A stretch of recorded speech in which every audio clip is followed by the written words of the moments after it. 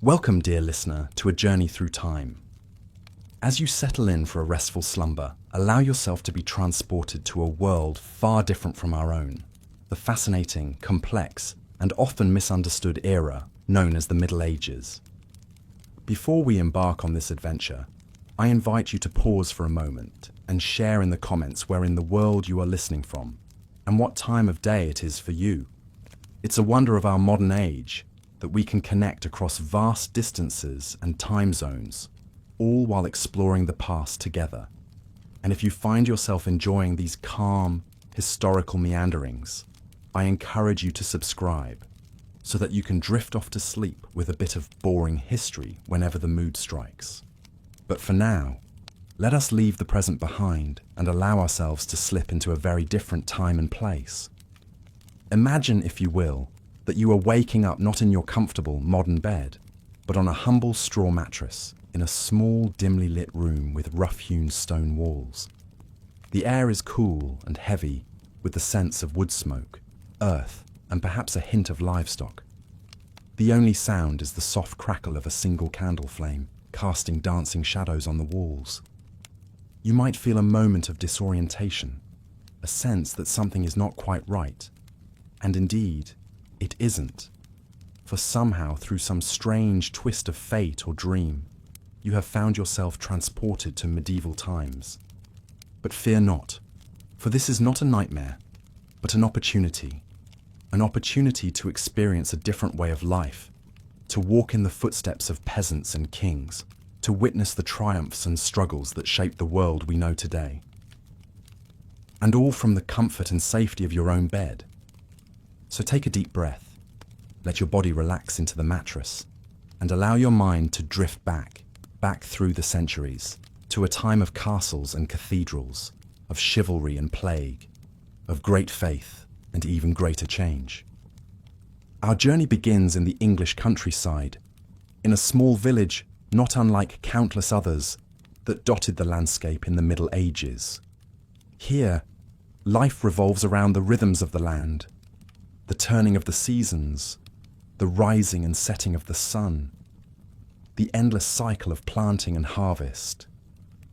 You find yourself inhabiting the life of a peasant farmer, one of the great mass of humanity who toiled from dawn to dusk to coax a living from the soil. Your day begins before the first light of dawn as you rise from your straw bed to the sound of a rooster's crow, a sound that has echoed across the centuries, unchanged. You dress simply in a rough-spun tunic and breeches, perhaps with a woolen cloak to ward off the morning chill. Your first task is to tend to the animals, feeding the chickens that peck around your feet, milking the goat that provides precious sustenance for your family, and perhaps harnessing the great ox that will help you plough the fields. As you go about your morning chores, take a moment to breathe in the sense of this simple, rustic life. The earthy musk of the animals, the sweet sharpness of the hay, the cool dampness of the earth beneath your feet. These are the smells of a life lived close to the land, a life of hard work and simple pleasures. With the animals tended, you return to your small, one-room cottage where your family is beginning to stir. Together, you break your fast on a simple meal of barley porridge and stale bread, washed down with a cup of weak ale. The flavors are plain, but hearty, fuel for the long day of work ahead. As the sun rises over the horizon, painting the sky in shades of pink and gold, you set out for the fields, ready to begin the back-breaking labor that is the lot of the medieval peasant. With your ox and plough, you turn the rich, dark earth, preparing it for the planting of crops, wheat and barley, rye and oats, the staples that will feed you and your family through the long winter months. The work is hard, and the days are long. You feel the sun beating down on your back, the sweat trickling down your face, the ache in your muscles as you push yourself to keep pace with the turning of the plough. But there is also a certain satisfaction in this labor, a sense of purpose and place in the grand scheme of things. As a peasant, your life is not your own. You are bound to the land and to the local lord who owns it, obligated to work his fields and pay him a portion of your harvest in exchange for his protection. It is a simple arrangement, but one that defines the lives of millions across medieval Europe.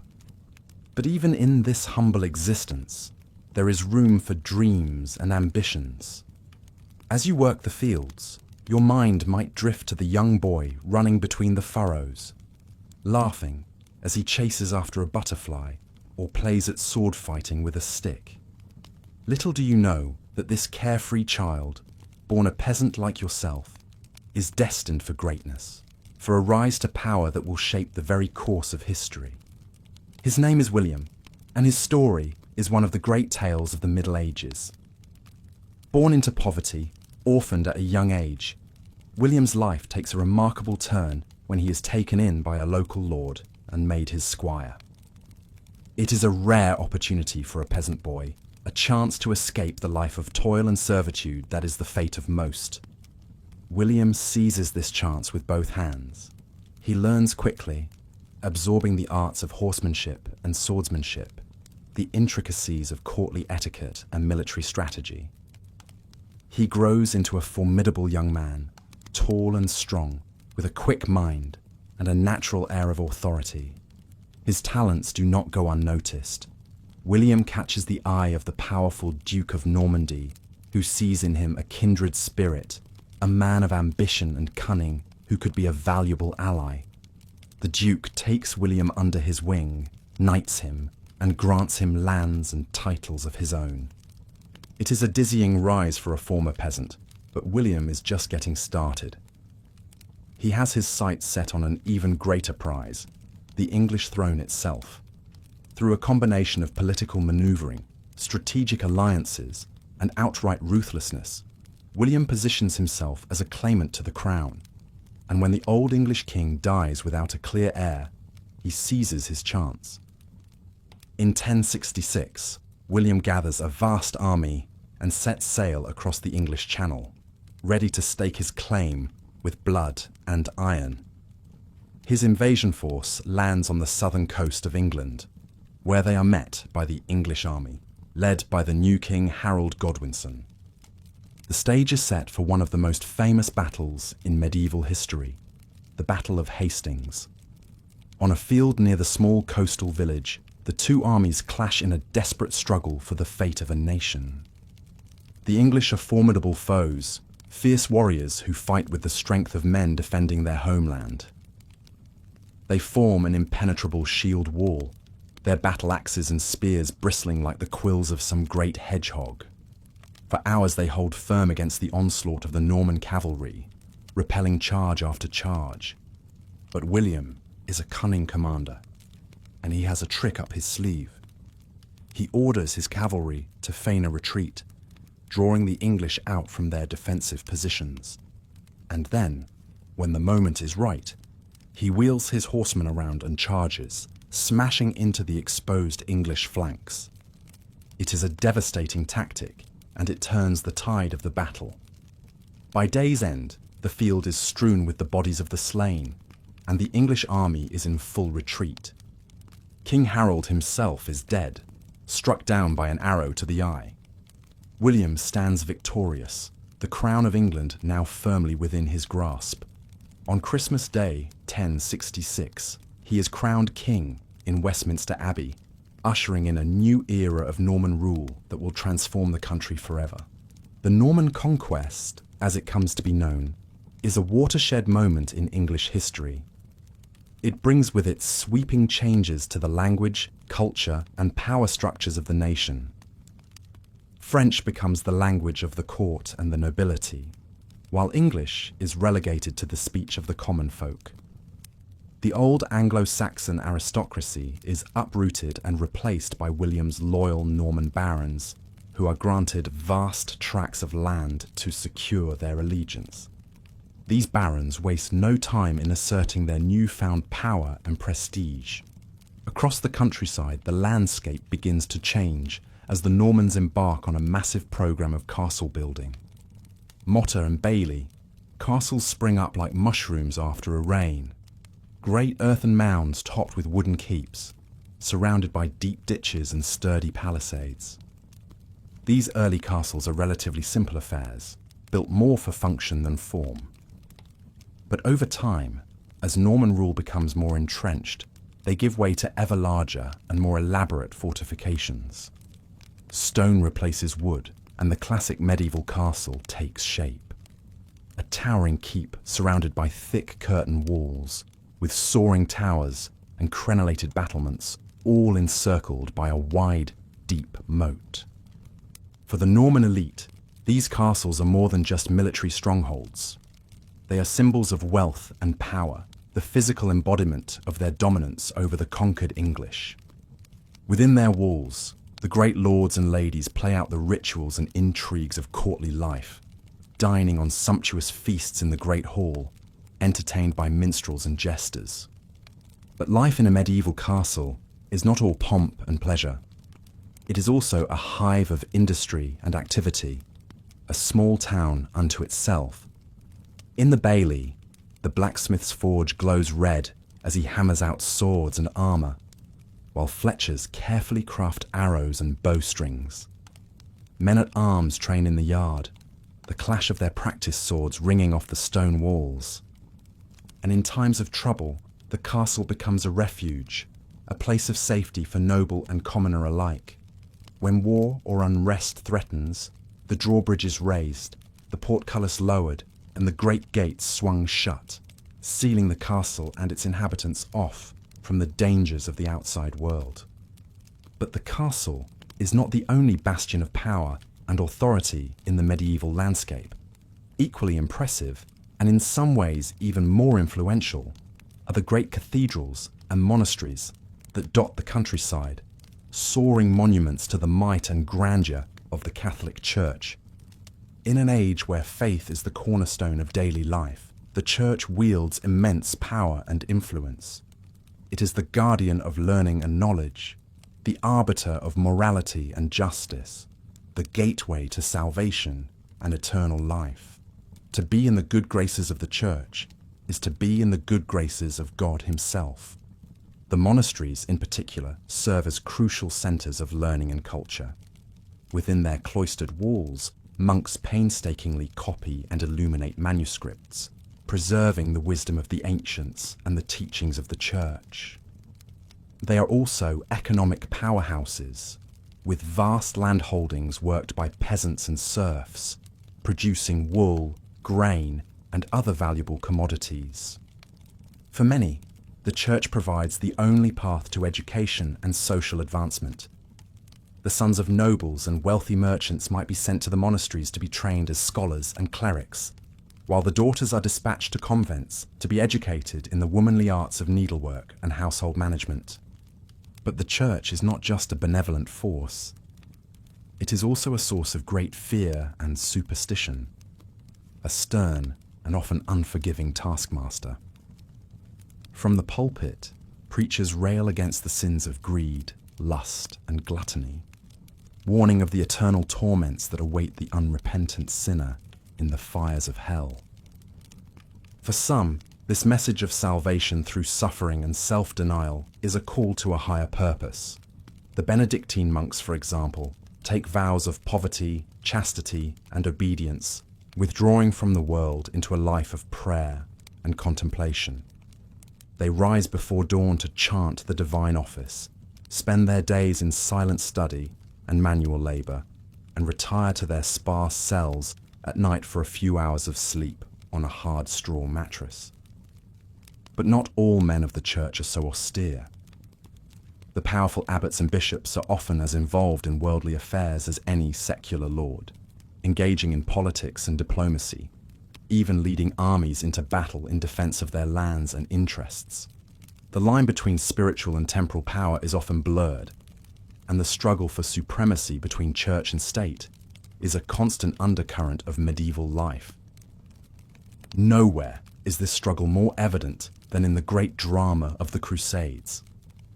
In 1195, Pope Urban II issues a call to arms, urging the knights of Europe to take up the cross and embark on a holy mission to free Jerusalem and the Holy Land from Muslim rule. It is a clarion call, that will echo across the centuries, setting in motion a series of wars that will shape the course of history. For the crusading knights, it is a chance for glory and salvation, an opportunity to prove their valor and piety on the field of battle. They sew the cross onto their surcoats and shields and set out for the east, leaving behind their homes and families for the promise of eternal reward. But the reality of the Crusades is far from the noble ideal. The journey to the Holy Land is long and perilous, through hostile lands and treacherous seas. Many never make it, falling victim to disease, starvation, or the swords of the enemy. And when they finally reach Jerusalem, they find a city already steeped in blood and sorrow.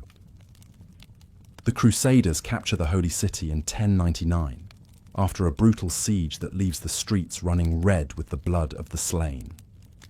They establish a series of Christian kingdoms in the Levant. But holding this distant territory is a constant struggle against a determined Muslim foe. More crusades follow over the next 2 centuries, each seeking to shore up the fragile gains of the last.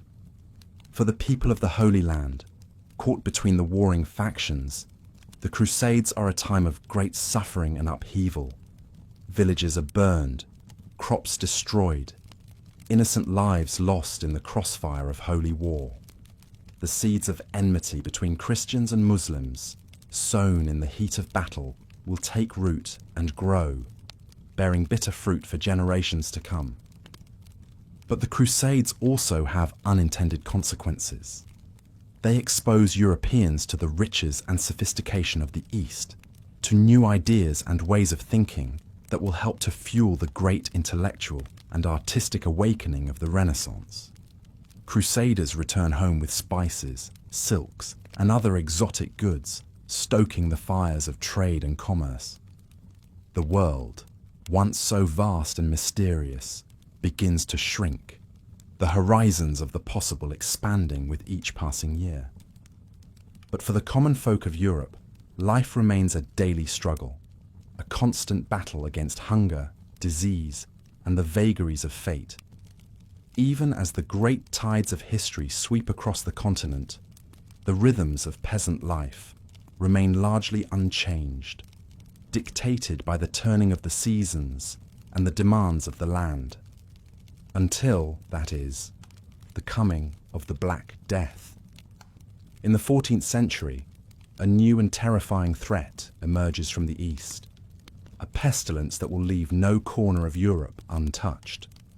It starts as a rumour, whispers of a strange sickness that strikes down young and old alike, leaving entire cities choked with the dead.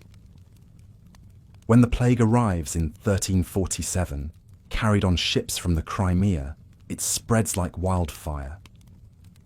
The disease is borne by fleas on the backs of rats, and it moves with frightening speed, leaping from port to port, town to town, leaving a trail of devastation in its wake. The symptoms are horrific: fever and chills, vomiting and diarrhea, the telltale swollen black buboes that give the pestilence its name. Most who contract the disease die within days, their bodies piled in the streets to be collected by the dead carts that roll through the towns and villages. Panic and despair grip the populace. Some flee to the countryside, hoping to escape the contagion, but the plague follows them, striking down whole families, whole villages. Others turn to superstition and scapegoating, blaming Jews or witches for the calamity. Still others see it as a punishment from God, a divine reckoning for the sins of man. The death toll is staggering. By the time the worst has passed, between 1/3 and 1/2 of Europe's population has perished. Fields lie fallow for want of workers to tend them. Entire towns are abandoned to the rats and the weeds. The social and economic impact is profound and far-reaching. In the aftermath of the plague, labour is suddenly scarce. Peasants, once bound to the land, find themselves in a position to demand better wages and more rights from their lords. The old feudal order begins to crumble, as serfs and freemen alike seek a better life in the towns and cities. But the spectre of the plague is not so easily banished. It will return in waves for centuries to come, a grim reminder of the fragility of life in the face of an indifferent universe. Even as Europe reels from the devastation of the Black Death, another great calamity looms on the horizon. In the rolling fields of France and the muddy pastures of England, two great powers are locked in a struggle for supremacy that will consume a generation. The 100 Years' War, as it comes to be known, is a conflict born of dynastic ambition and national pride. It begins as a dispute over the French crown, with England's King Edward III claiming the throne through his mother's line. But it quickly escalates into a bitter struggle for territory and influence as the two kingdoms vie for control of the rich lands of Aquitaine and Normandy. The war is marked by great. As the morning sun filters through the narrow window of your cottage, you awaken to the sound of a rooster crowing in the distance. The air is cool and crisp, carrying the scent of wood smoke and damp earth. You stretch and rise from your straw mattress, your body aching from the previous day's labours in the fields. Life as a medieval peasant is not easy, but it is the only life you have ever known. Your days are ruled by the rhythms of the seasons and the demands of your feudal lord. You are but one small piece in the great hierarchical puzzle of medieval society, bound by duty and tradition. You splash some cold water on your face from a wooden basin and don a simple woolen tunic and breeches. There is no time to linger. There are animals to feed, crops to tend, and 1,000 other tasks that require your attention. You break your fast with a humble meal of stale bread and weak ale, the staples of the peasant diet. As you step out into the muddy lane that runs through your village, you are greeted by the sights and sounds of daily life in the Middle Ages. The blacksmith's hammer rings out as he toils over his anvil, shaping iron into tools and horseshoes. The baker pulls loaves of bread from his clay oven, their aroma wafting through the crisp morning air. Children dart between the timber-framed houses, laughing and playing with crude wooden toys. At the centre of the village stands the small stone church, its bell tolling to mark the hours of prayer. The church is the heart of village life, providing not only spiritual guidance, but also serving as a place of sanctuary and community gathering. The local priest is one of the few literate people in the village, and he serves as a conduit to the wider world beyond the manor. Beyond the village lie the strip fields, where you and your fellow peasants toil to raise crops for your own sustenance and to pay your rents and tithes to your lord. The work is backbreaking and never-ending, but there is a certain satisfaction in coaxing life from the soil and watching the crops grow tall and strong under the summer sun. As you work, you might exchange news and gossip with your fellow labourers. Talk of the weather, the health of the livestock, the latest proclamations from the Lord's manor house. In a world where most people live and die within a few miles of their birthplace, even small tidbits of information from beyond the village are precious. Life is hard, but it is not without its small joys and comforts. In the evenings, you might gather with your family and friends around the hearth, telling stories and singing songs handed down through generations. On holy days and festivals, there is music and dancing, a chance to set aside the daily toil and celebrate the turning of the seasons. But even as you go about your daily routines, you cannot escape the reminders of the rigid social order that structures medieval life. Everywhere there are signs of the power and wealth of the nobility and the church, in the grand manor houses and monasteries that dot the landscape, in the fine clothes and rich foods enjoyed by the elite, in the deference and respect demanded by your social betters. And yet, change is coming to the medieval world, even if it is not yet apparent to those living through it. New ideas and technologies are beginning to circulate, eroding old certainties. The growth of towns and trade is giving rise to a new middle class, one that will challenge the traditional hierarchy. The plague that periodically sweeps through the land, leaving devastation in its wake, also loosens the bonds of feudalism, as labour becomes scarce and peasants gain a measure of bargaining power. But for now, as you toil in the fields and live out your life in the small world of your village, the medieval order remains intact. Your place in it is fixed, your duties and obligations clear. You are a part of a great chain of being, a link between the soil and the heavens, the temporal and the eternal. As the sun begins to set over the fields, you make your way back to your cottage, your body weary, but your heart full. You have lived another day in the medieval world, a world of hardship and struggle, but also of community and tradition. As you drift off to sleep on your straw mattress, you dream of a world beyond the confines of your village, a world of castles and cathedrals, of knights and ladies, of adventure and glory.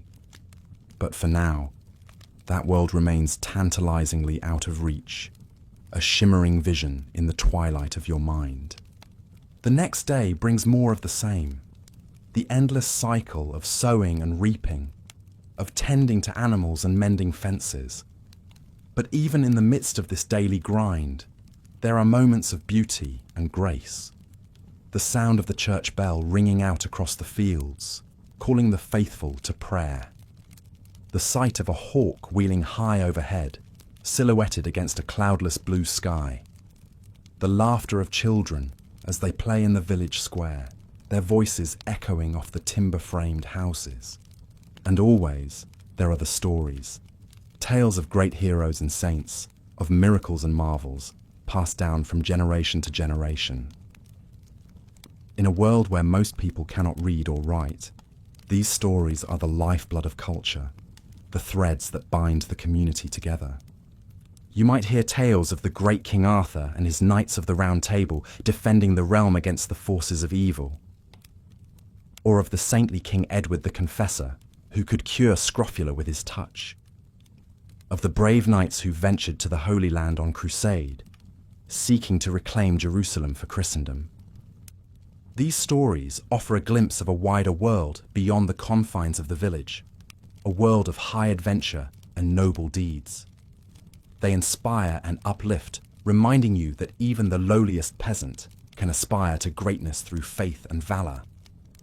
But the stories also serve another purpose, to reinforce the social order and the values that underpin it. The tales of chivalrous knights and virtuous ladies, of wise kings and holy saints, all serve to buttress the hierarchy of medieval society, to make it seem natural and ordained by God. And so you listen to these stories, absorbing their lessons and their morals, even as you go about your daily tasks. They become part of the fabric of your life, shaping your understanding of the world and your place within it. As the days turn into weeks and the weeks into months, the rhythms of medieval life continue their eternal cycle. The seasons change, from the soft greens of spring to the rich golds of autumn. Babies are born and old folks die, the great wheel of life turning on. And through it all, the land endures, the fields and forests, the rivers and hills that have sustained generations of peasants like yourself. It is a hard life, a life of toil and struggle, but it is also a life deeply rooted in the soil, in the timeless patterns of nature. In moments of quiet reflection, you might ponder the mysteries of the world, the great questions that have puzzled humanity since the dawn of time. What is the purpose of life? What lies beyond the veil of death? How can one live a good and righteous life in a world so full of suffering and injustice? The Church offers answers to these questions, but they are not always satisfying. The priests speak of the need for faith and obedience, for acceptance of one's lot in life. They promise the rewards of heaven for those who follow the teachings of Christ, but the heaven they describe seems far removed from the daily realities of peasant life. And yet, there is something comforting in the rituals and rhythms of the Church. The solemn Mass, the flickering candles, the smell of incense. In a world that can often seem harsh and unpredictable, the Church provides a measure of stability and continuity, a link to a higher power and a greater purpose. And so you continue on day by day, season by season, living out your life in the shadow of the great medieval order. You marry and have children of your own, passing on the skills and knowledge of your ancestors. You weather the storms of life, the failed harvests, and the outbreaks of disease, the petty cruelties of your feudal overlords. Through it all, you hold fast to the values that have sustained your people for generations, the values of hard work and perseverance, of loyalty and community, of faith and fortitude. These are the values that have enabled peasants like yourself to endure through centuries of hardship, to carve out a life from the stubborn soil of medieval Europe. And as you lay on your deathbed, surrounded by your children and grandchildren, you can look back on a life well lived, a life of humble service and quiet dignity. You may not have achieved great fame or fortune, but you have played your part in the great tapestry of medieval life, adding your own small thread to the vast and intricate weave. As you close your eyes for the final time, you can take comfort in the knowledge that the world will go on without you, that the fields will still be ploughed and the prayers still said, that the stories will still be told and the songs still sung. For in the end, it is not the individual that matters, but the community, the great chain of being that links the lowliest peasant to the mightiest king, the living to the dead, the temporal to the eternal. And so you slip away, your soul winging its way to the great beyond, leaving behind the cares and sorrows of the mortal world. You have lived and loved, struggled and overcome, and now you can rest in the peace of the ages, secure in the knowledge that your life, however humble, has been a part of something greater, a small but vital thread in the vast tapestry of human history. As the years turn into decades and the decades into centuries, the medieval world that you knew slowly fades away, giving way to new eras and new ways of thinking. But the legacy of that world lives on, in the stones of the great cathedrals and castles, in the words of the poets and philosophers, in the values and traditions that continue to shape our world today. And through it all, the land endures, the fields and forests, the rivers and hills that have witnessed the rise and fall of countless generations. It is a reminder of the fleeting nature of human life, of the great cycles of birth and death, growth and decay that govern the natural world. But it is also a reminder of the enduring power of the human spirit, of the ability of ordinary people to face the challenges of their time with courage and grace, to find meaning and purpose in even the most difficult of circumstances.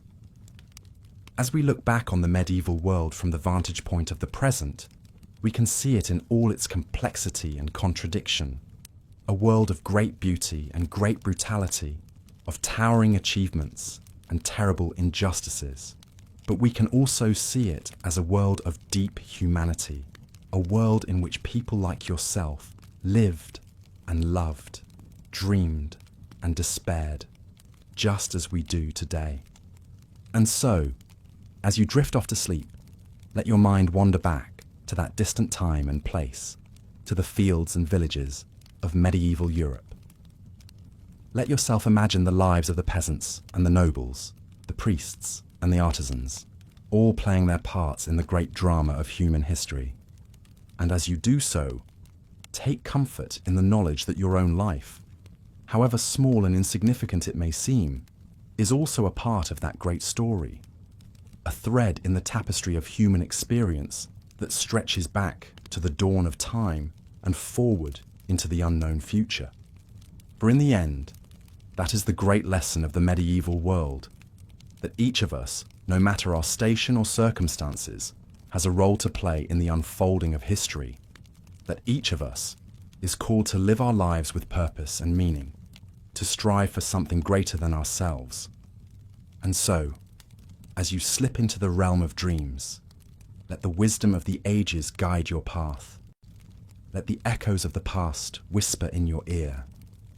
And know that, even in the darkest of times, there is always hope.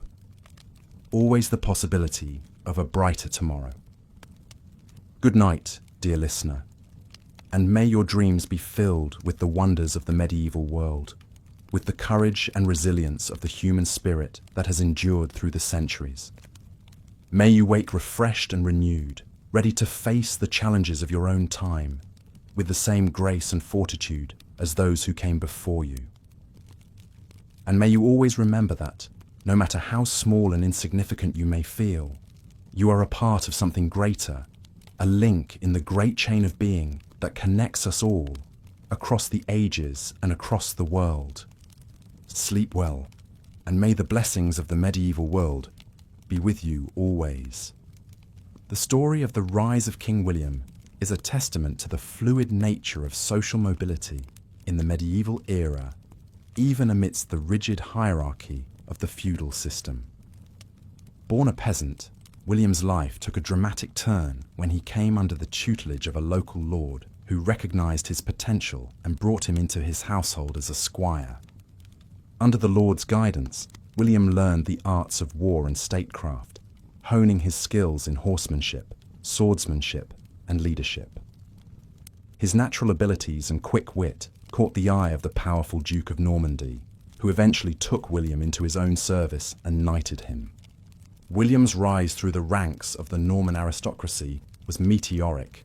He quickly became one of the Duke's most trusted advisors, displaying a keen political acumen and a ruthless determination to succeed. When the old Duke died without a clear heir, William saw his chance to seize power.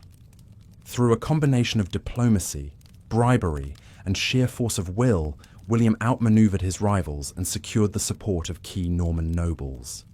He was crowned Duke of Normandy in 1035, at the age of just 20. But William's ambitions did not stop there. He had long believed that he had a claim to the English throne through his distant relation to the childless King Edward the Confessor. When Edward died in 1066, William saw his opportunity to make that claim a reality. Gathering a massive army and fleet, William launched a daring invasion of England, landing on the south coast and marching towards London. His path was blocked by the English king Harold Godwinson, who had himself only recently taken the throne. The two armies met at the Battle of Hastings, a pivotal moment in English history. The battle was long and bloody, with the English fighting bravely but ultimately falling to the superior Norman cavalry and archers. King Harold was killed, reputedly by an arrow through the eye, and the English resistance crumbled. William's victory at Hastings marked the beginning of a new era in English history. He was crowned King of England in Westminster Abbey on Christmas Day, 1066, taking the name William the Conqueror. As king, William set about consolidating his power and reshaping English society in the Norman mould. He distributed lands and titles to his loyal Norman followers, displacing the old Anglo-Saxon aristocracy. He commissioned a great survey of the kingdom, known as the Domesday Book, to assess its wealth and resources. And he began a massive program of castle building to secure his rule and subdue any potential resistance. But William's reign was not without its challenges. He faced repeated uprisings from disaffected English nobles, as well as incursions from the Scots and the Welsh. He struggled to balance the competing demands of his Norman and English subjects, and to integrate the two cultures into a cohesive whole. Through it all, however, William remained a formidable and effective ruler, known for his military prowess, his political cunning, and his fierce determination. He left a lasting legacy on English history, transforming the country's language, laws, and institutions, and setting the stage for centuries of Norman rule. The story of William the Conqueror is a reminder of the complex interplay of individual agency and historical forces that shaped the medieval world.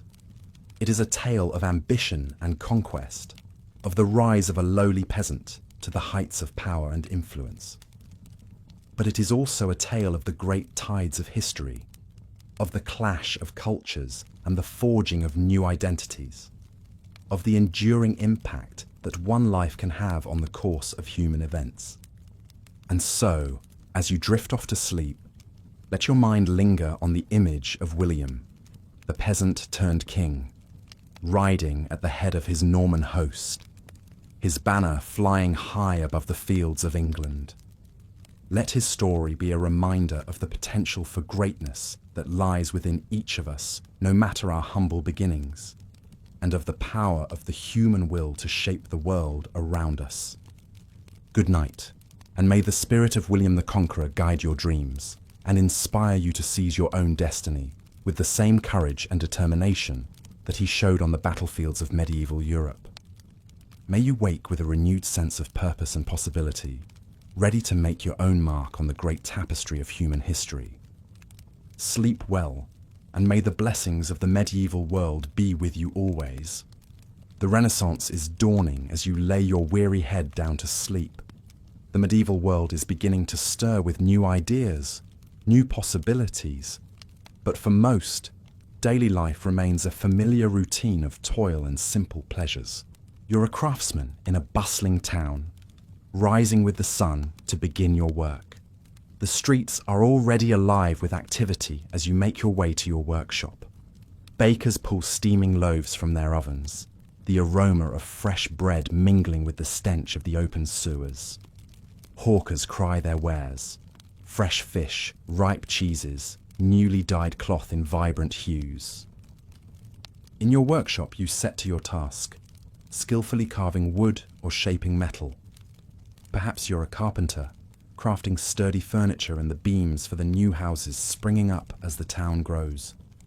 Or maybe a blacksmith, your forge breathing heat as you hammer out tools, horseshoes, and the occasional sword or breastplate for the local lord's men-at-arms. Your craft is your livelihood and your pride. You learned it from your father, as he did from his, skills passed down through generations. Your pieces are sought after in the town market and beyond. Merchants carry them to far-off cities and even abroad. A fine table you made graces the hall of the local manor. As you work, the town life swirls around you. The ringing of church bells marks the hours of prayer. A procession of monks passes by, chanting in Latin. In the town square, a jester entertains a crowd with bawdy jokes and sleight of hand, his motley costume a splash of colour against the half-timbered houses. Occasionally, excitement ripples through the town. A travelling merchant arrives, his wagons laden with exotic spices, gleaming silks, strange mechanical devices. He brings news, too, of wars in foreign lands, of the latest fashions in the royal court, of a new kind of learning stirring in the universities. Some of these new ideas trickle down to your workshop. A learned client requests a classical motif carved into his bookcase.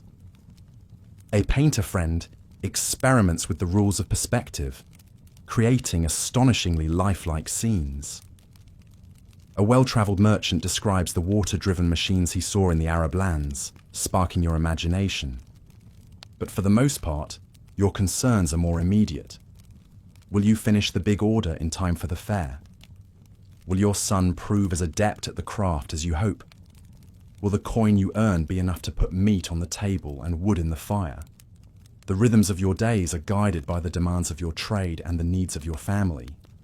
In the evenings, you gather in the town tavern, trading stories and news with your fellow craftsmen over a mug of ale. The concerns of kings and popes seem far away, though you dutifully pray for their souls and pay your tithes. Your world is here, in the town you've known all your life, in the work of your hands and the faces of your loved ones.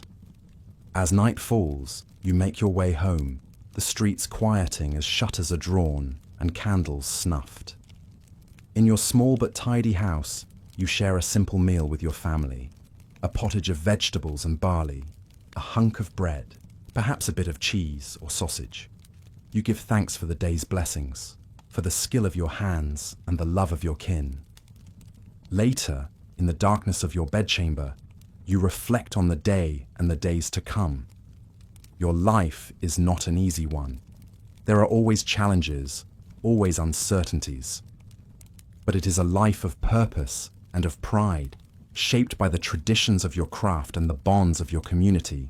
As you drift off to sleep, the soft breathing of your loved ones around you, you dream of the work you'll do tomorrow and the days after that, of the things you'll make, the stories you'll tell, the life you'll build, one day at a time, in this world that is changing, slowly but surely, around you.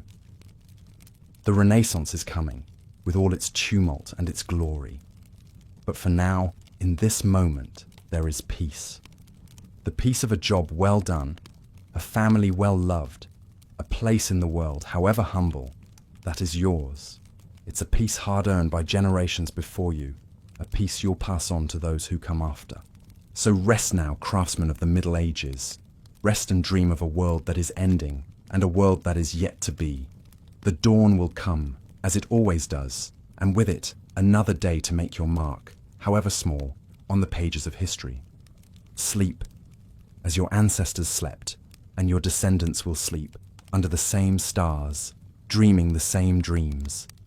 The eternal human dream of a life lived with meaning, with skill, with love. The dream that carries us through the ages, from the distant past to the unknown future. The dream that connects us all in the end, no matter the time or the place. The dream of home, of purpose, of peace. Good night, dear craftsmen. Good night and sweet dreams, as the medieval world slips softly into the Renaissance, and the cycle of history turns on, inexorably, through the long, quiet night. And so we leave you, drifting gently into the waiting arms of sleep, as the soft sounds of the medieval town fade into the distance. The murmur of the crowd, the clang of the blacksmith's hammer, the call of the crier, all melt away into the hush of night. In their place, the timeless lullaby of history whispers through the darkness. The soft footfalls of the generations who came before, the gentle breathing of those yet to come, all joined in the endless dance of time, rising and falling like the tides, like the phases of the moon. And through it all, the human spirit endures, constant as the northern star. The spirit of creativity, of community, of hope. The spirit that built the cathedrals and the castles, that illuminated the manuscripts and the stained glass. The spirit that dreamt of a better world, even in the darkest of times. That spirit lives on in you, dear listener, as you slip into the realm of dreams. It connects you to the craftsman in his workshop, to the monk in his scriptorium, to the peasant in his field, to all those who came before and all those who will follow. So let that connection comfort you as you drift off into the peaceful oblivion of sleep.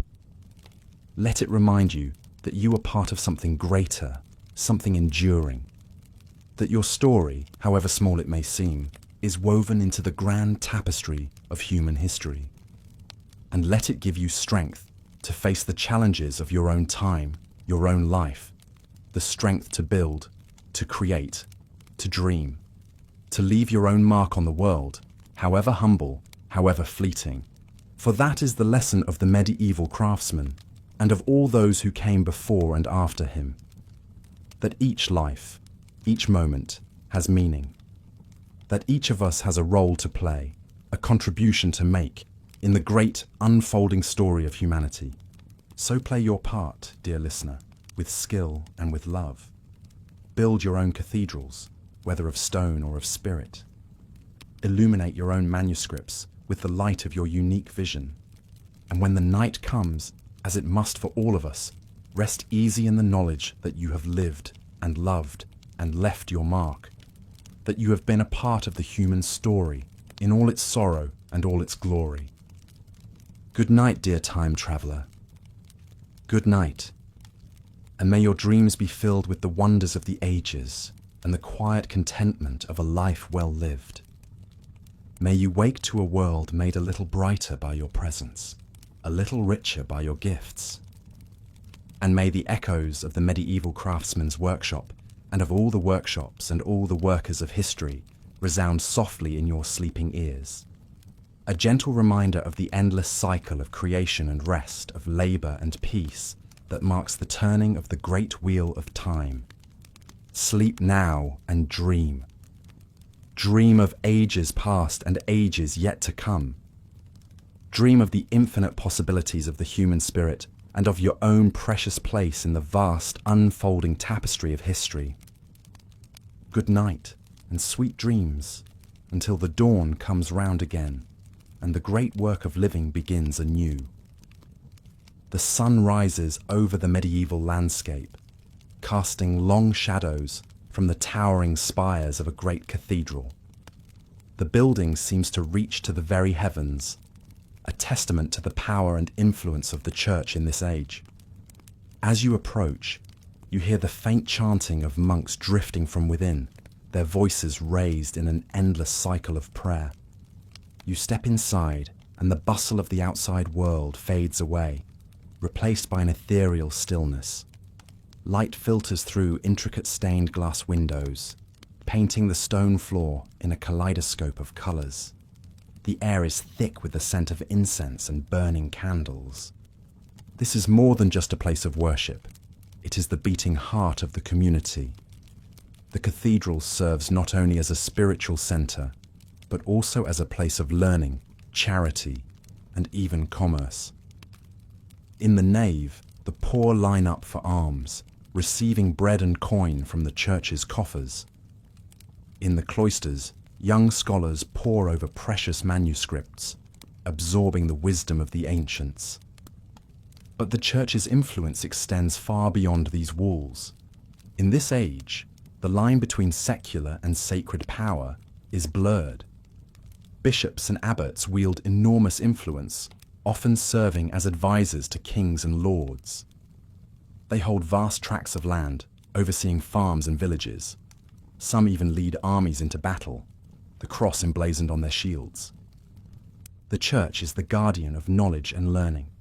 In the scriptoria of monasteries across Europe, monks labor to copy and illuminate manuscripts, preserving the works of classical authors and church fathers.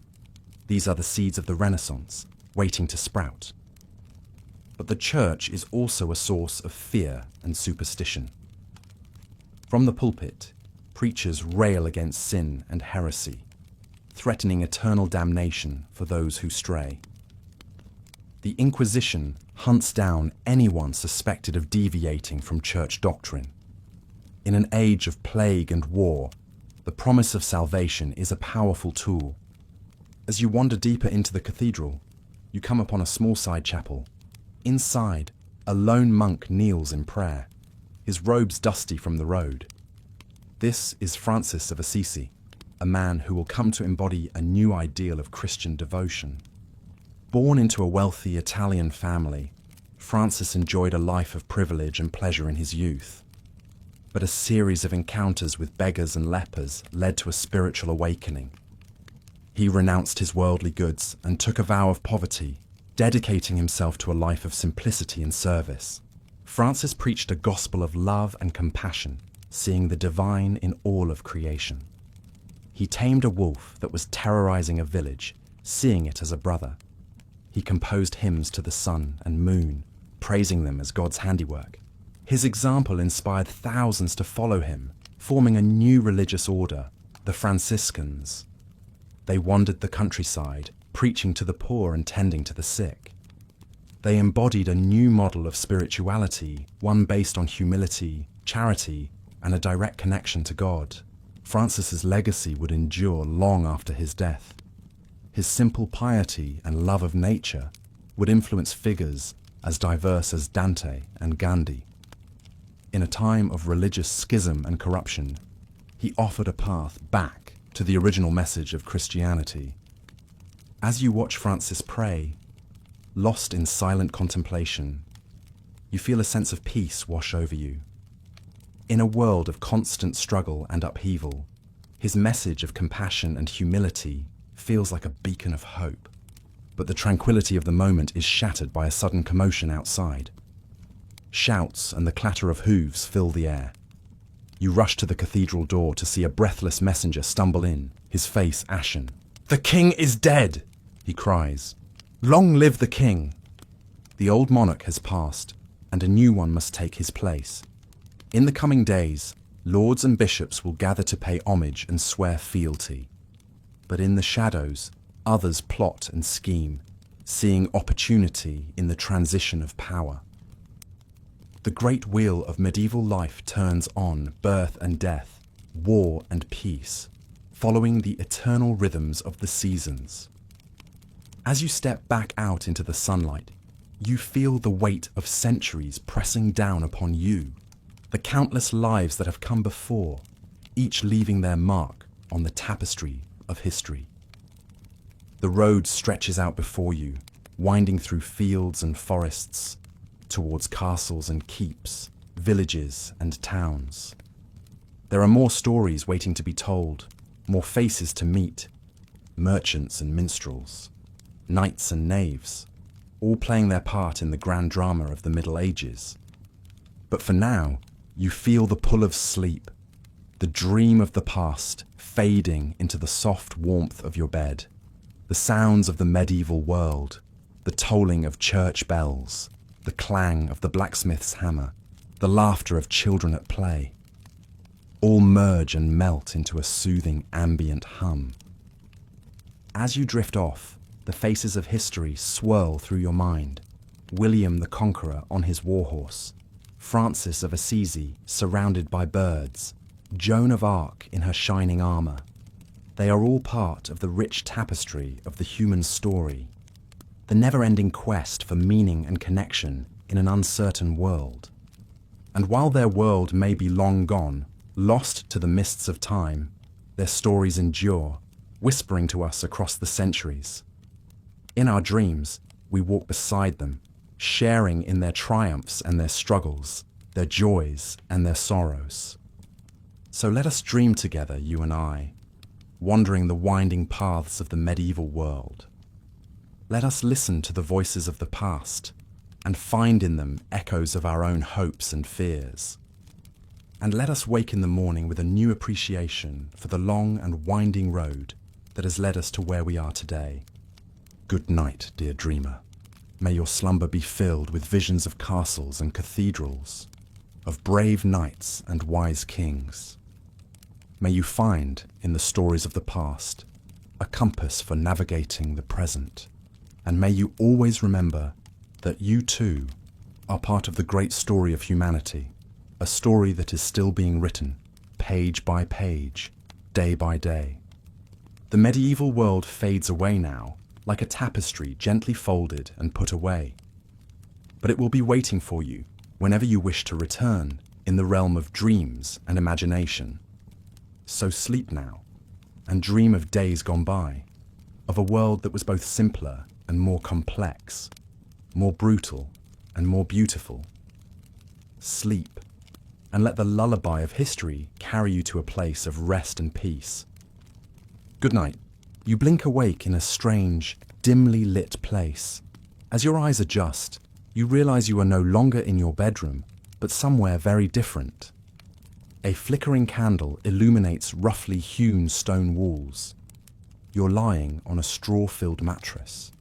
The air smells of wood smoke, animals, and earth. Somehow, you have woken up in medieval times. Relax back into the straw mattress as we embark on a calming journey through this bygone era, walking in the footsteps of kings, peasants, merchants, and monks.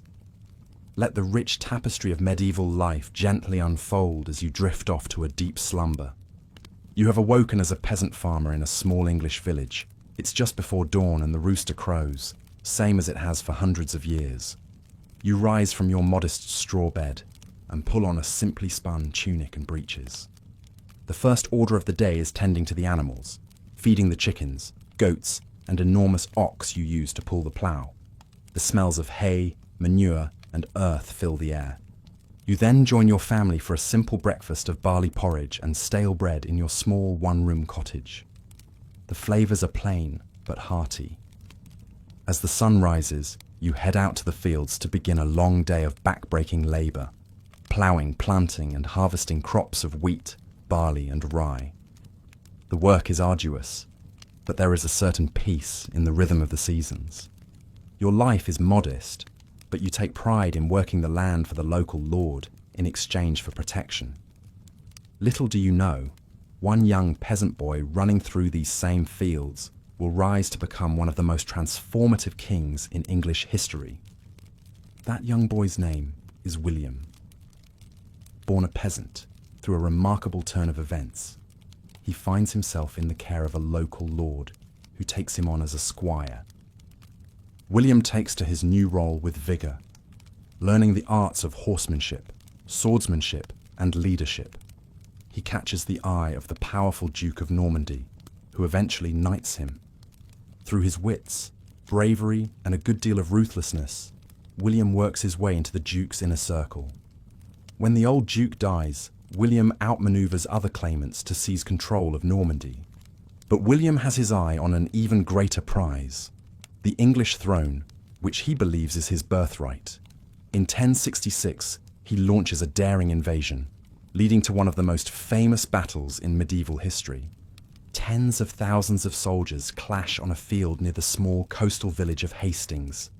The Anglo-Saxons, wielding battle axes and forming an impenetrable shield wall, face off against the mounted Norman knights in a bloody day-long battle. William uses a fake retreat to draw the Anglo-Saxons out, then his cavalry charges, cutting them down. By day's end, the Anglo-Saxon king is dead, his army destroyed. William is crowned King of England on Christmas Day 1066 in Westminster Abbey, ushering in a new era. The Norman conquest will transform England, reshaping its language, customs, and aristocracy. French becomes the language of the court. William distributes lands to his loyal Norman barons, uprooting the Anglo-Saxon power structures. These barons build grand castles across the countryside, asserting Norman power. After William's conquest, castle building explodes across England as the new Norman elite solidify their rule. Motte and Bailey castles spring up, earthen mounds topped with wooden keeps, surrounded by ditches and palisades. Over centuries, these wooden structures give way to ever larger, more elaborate stone fortresses, the classic medieval castles of storybooks, with soaring towers, crenellated battlements, moats and drawbridges. Inside their thick stone walls, the great lords and ladies play out the dramas and intrigues of courtly life. Alliances are forged and broken over sumptuous feasts in the great hall. Minstrels and jesters entertain, while the lords plot wars and jockey for royal favour. Down in the Bailey, a blacksmith hammers out swords and armour. Fletchers make arrows, and men-at-arms train for battle, the sounds of clashing steel echoing off the walls. Castles are symbols of wealth and power, but also refuge for nobles and commoners alike in times of trouble. The castle isn't the only dominant structure on the medieval landscape. Soaring cathedrals and monasteries also rise across Europe, asserting the power and influence of the Catholic Church. Monasteries serve as centres of learning, where monks painstakingly copy and illuminate manuscripts, preserving classical knowledge. They are also economic powerhouses, with vast land holdings worked by peasants. For many, the Church provides education, charity, and the promise of eternal salvation, but it also instills the fear of sin and damnation. Preachers rail against greed, lust, and gluttony. Some, like the Benedictine monks, withdraw from the world into a life of prayer, chastity, and poverty. Others, like the powerful abbots and bishops, engage in worldly politics and even lead armies into battle. The line between secular and sacred power is blurry. Kings and popes vie for supremacy. Holy wars are launched to reclaim Jerusalem. In 1095, Pope Urban II calls on the Knights of Europe to embark on a holy mission, to free Jerusalem and the Holy Land from Muslim rule. Thousands take up the cross, sewing it onto their garments as a sign of devotion. The Crusaders capture Jerusalem in 1099 in a bloody struggle, establishing Christian kingdoms in the Levant. But holding this distant territory is a constant battle. More crusades follow over the next 2 centuries. For the crusading knights, it's a chance for glory, adventure, and salvation.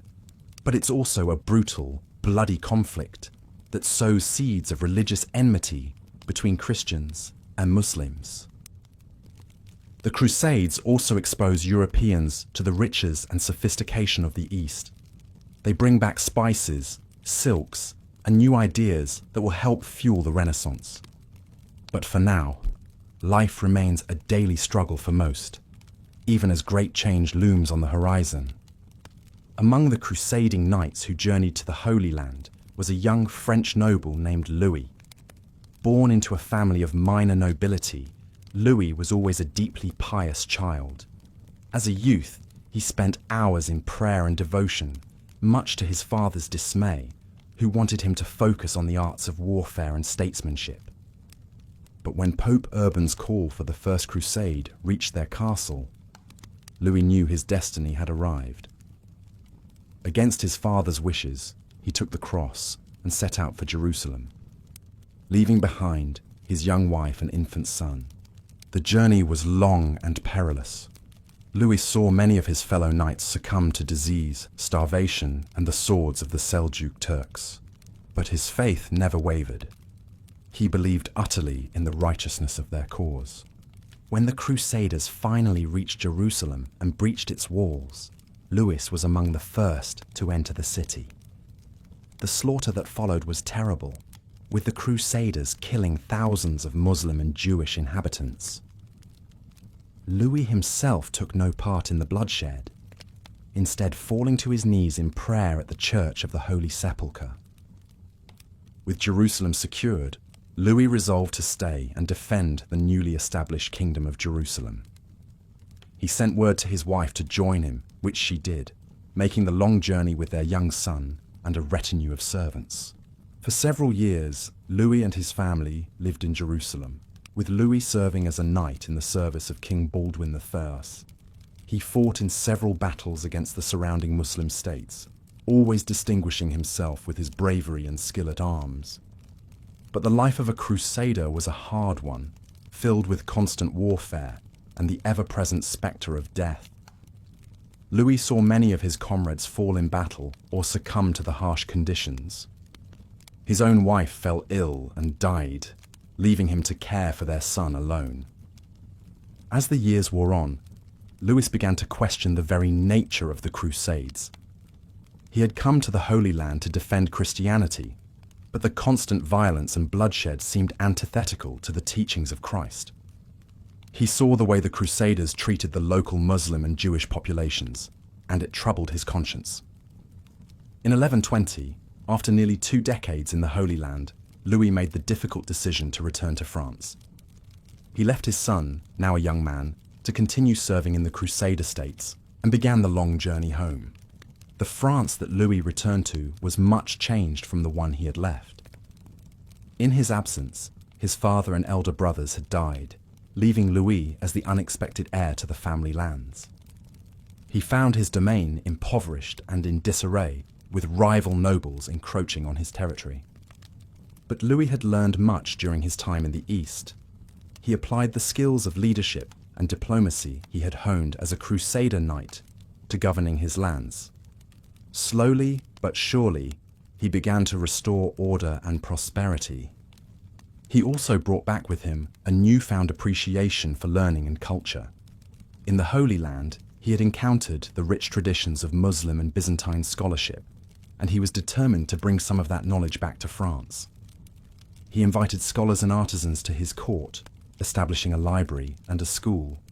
He commissioned translations of Arabic and Greek texts into Latin, helping to spur the intellectual revival that would lead to the Renaissance. Louis also worked to improve the lot of the peasants who worked his lands.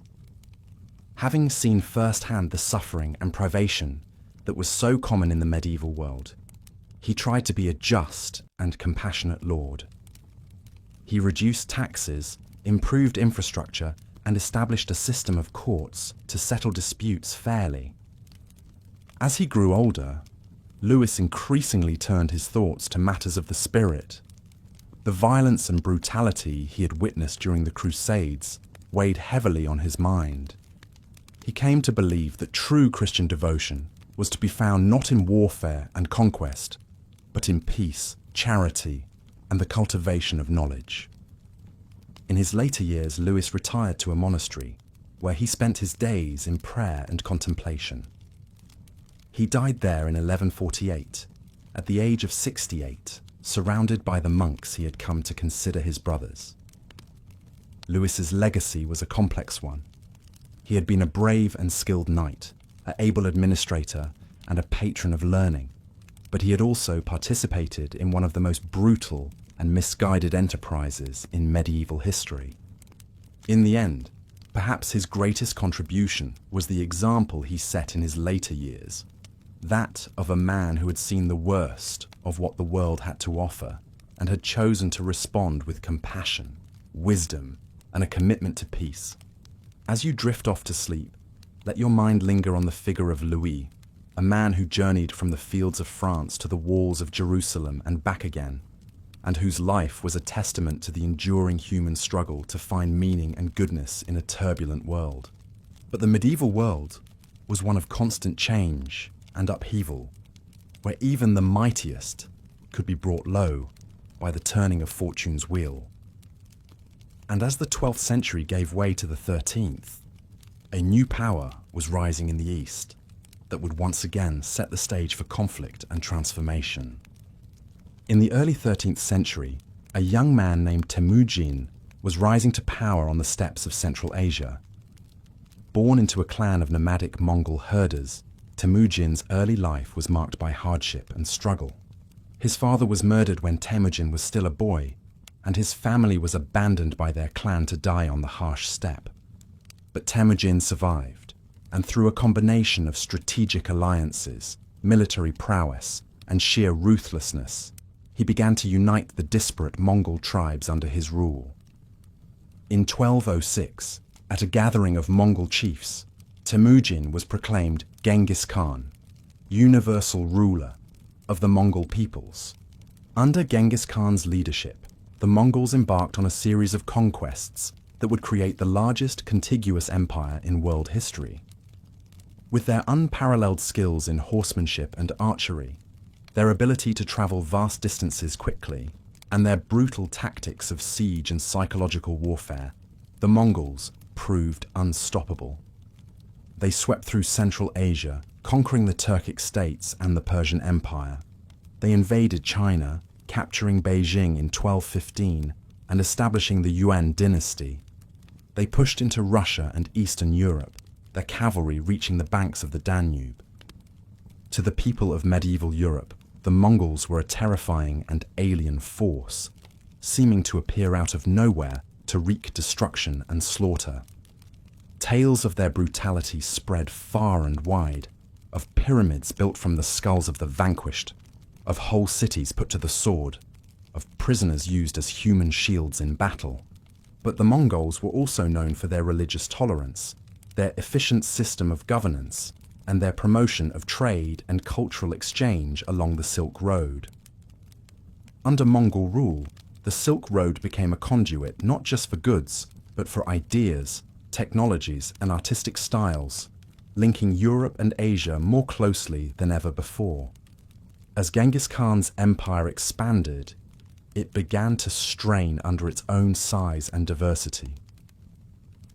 After his death in 1227, the empire was divided among his sons and grandsons, who continued to expand Mongol rule, but also fought amongst themselves for power. It was one of these grandsons, Hulagu Khan, who would come to pose the greatest threat to the medieval Islamic world. In 1258, Hulagu's forces captured Baghdad, the capital of the Abbasid Caliphate, slaughtering tens of thousands and bringing an end to the Islamic Golden Age. The fall of Baghdad sent shockwaves throughout the Muslim world. It marked a decisive shift in power from the Arab heartlands to the Mongol-ruled lands of Persia and Central Asia. It also opened the door for a new power to emerge in the region, the Mamluks of Egypt, who would defeat the Mongols in battle and establish themselves as the dominant force in the Islamic world.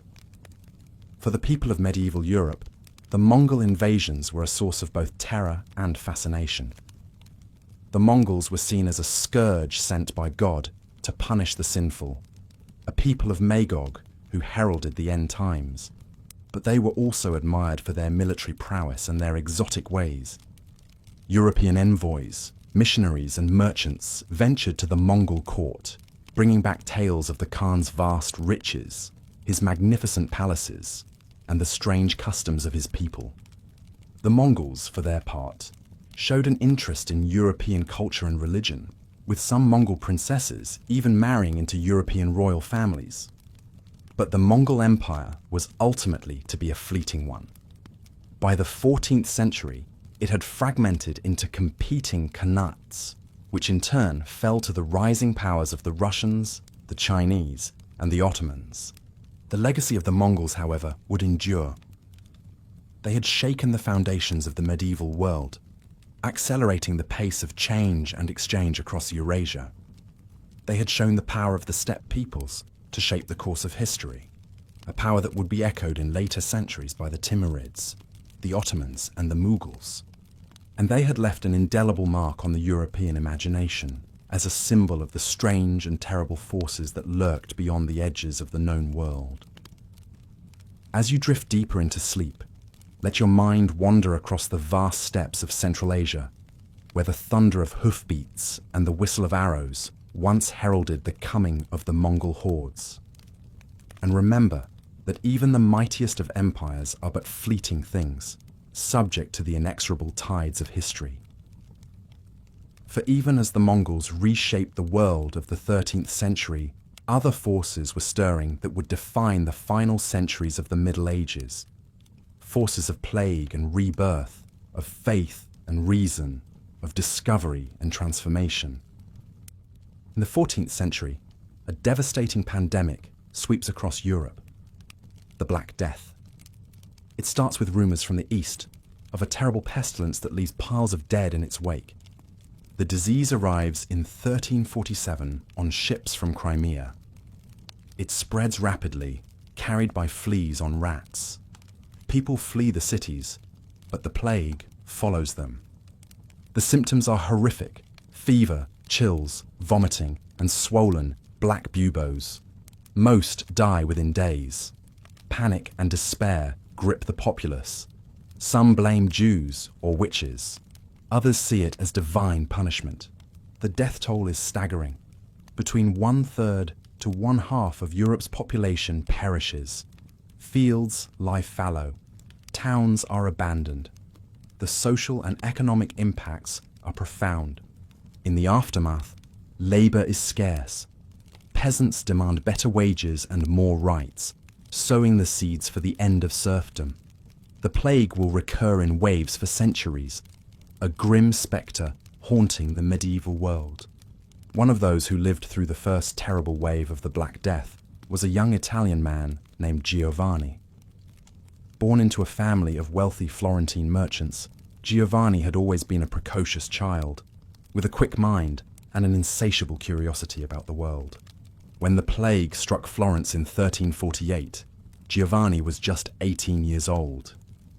He watched in horror as the disease ravaged his city, claiming the lives of his friends, his neighbors, and finally his own parents and siblings.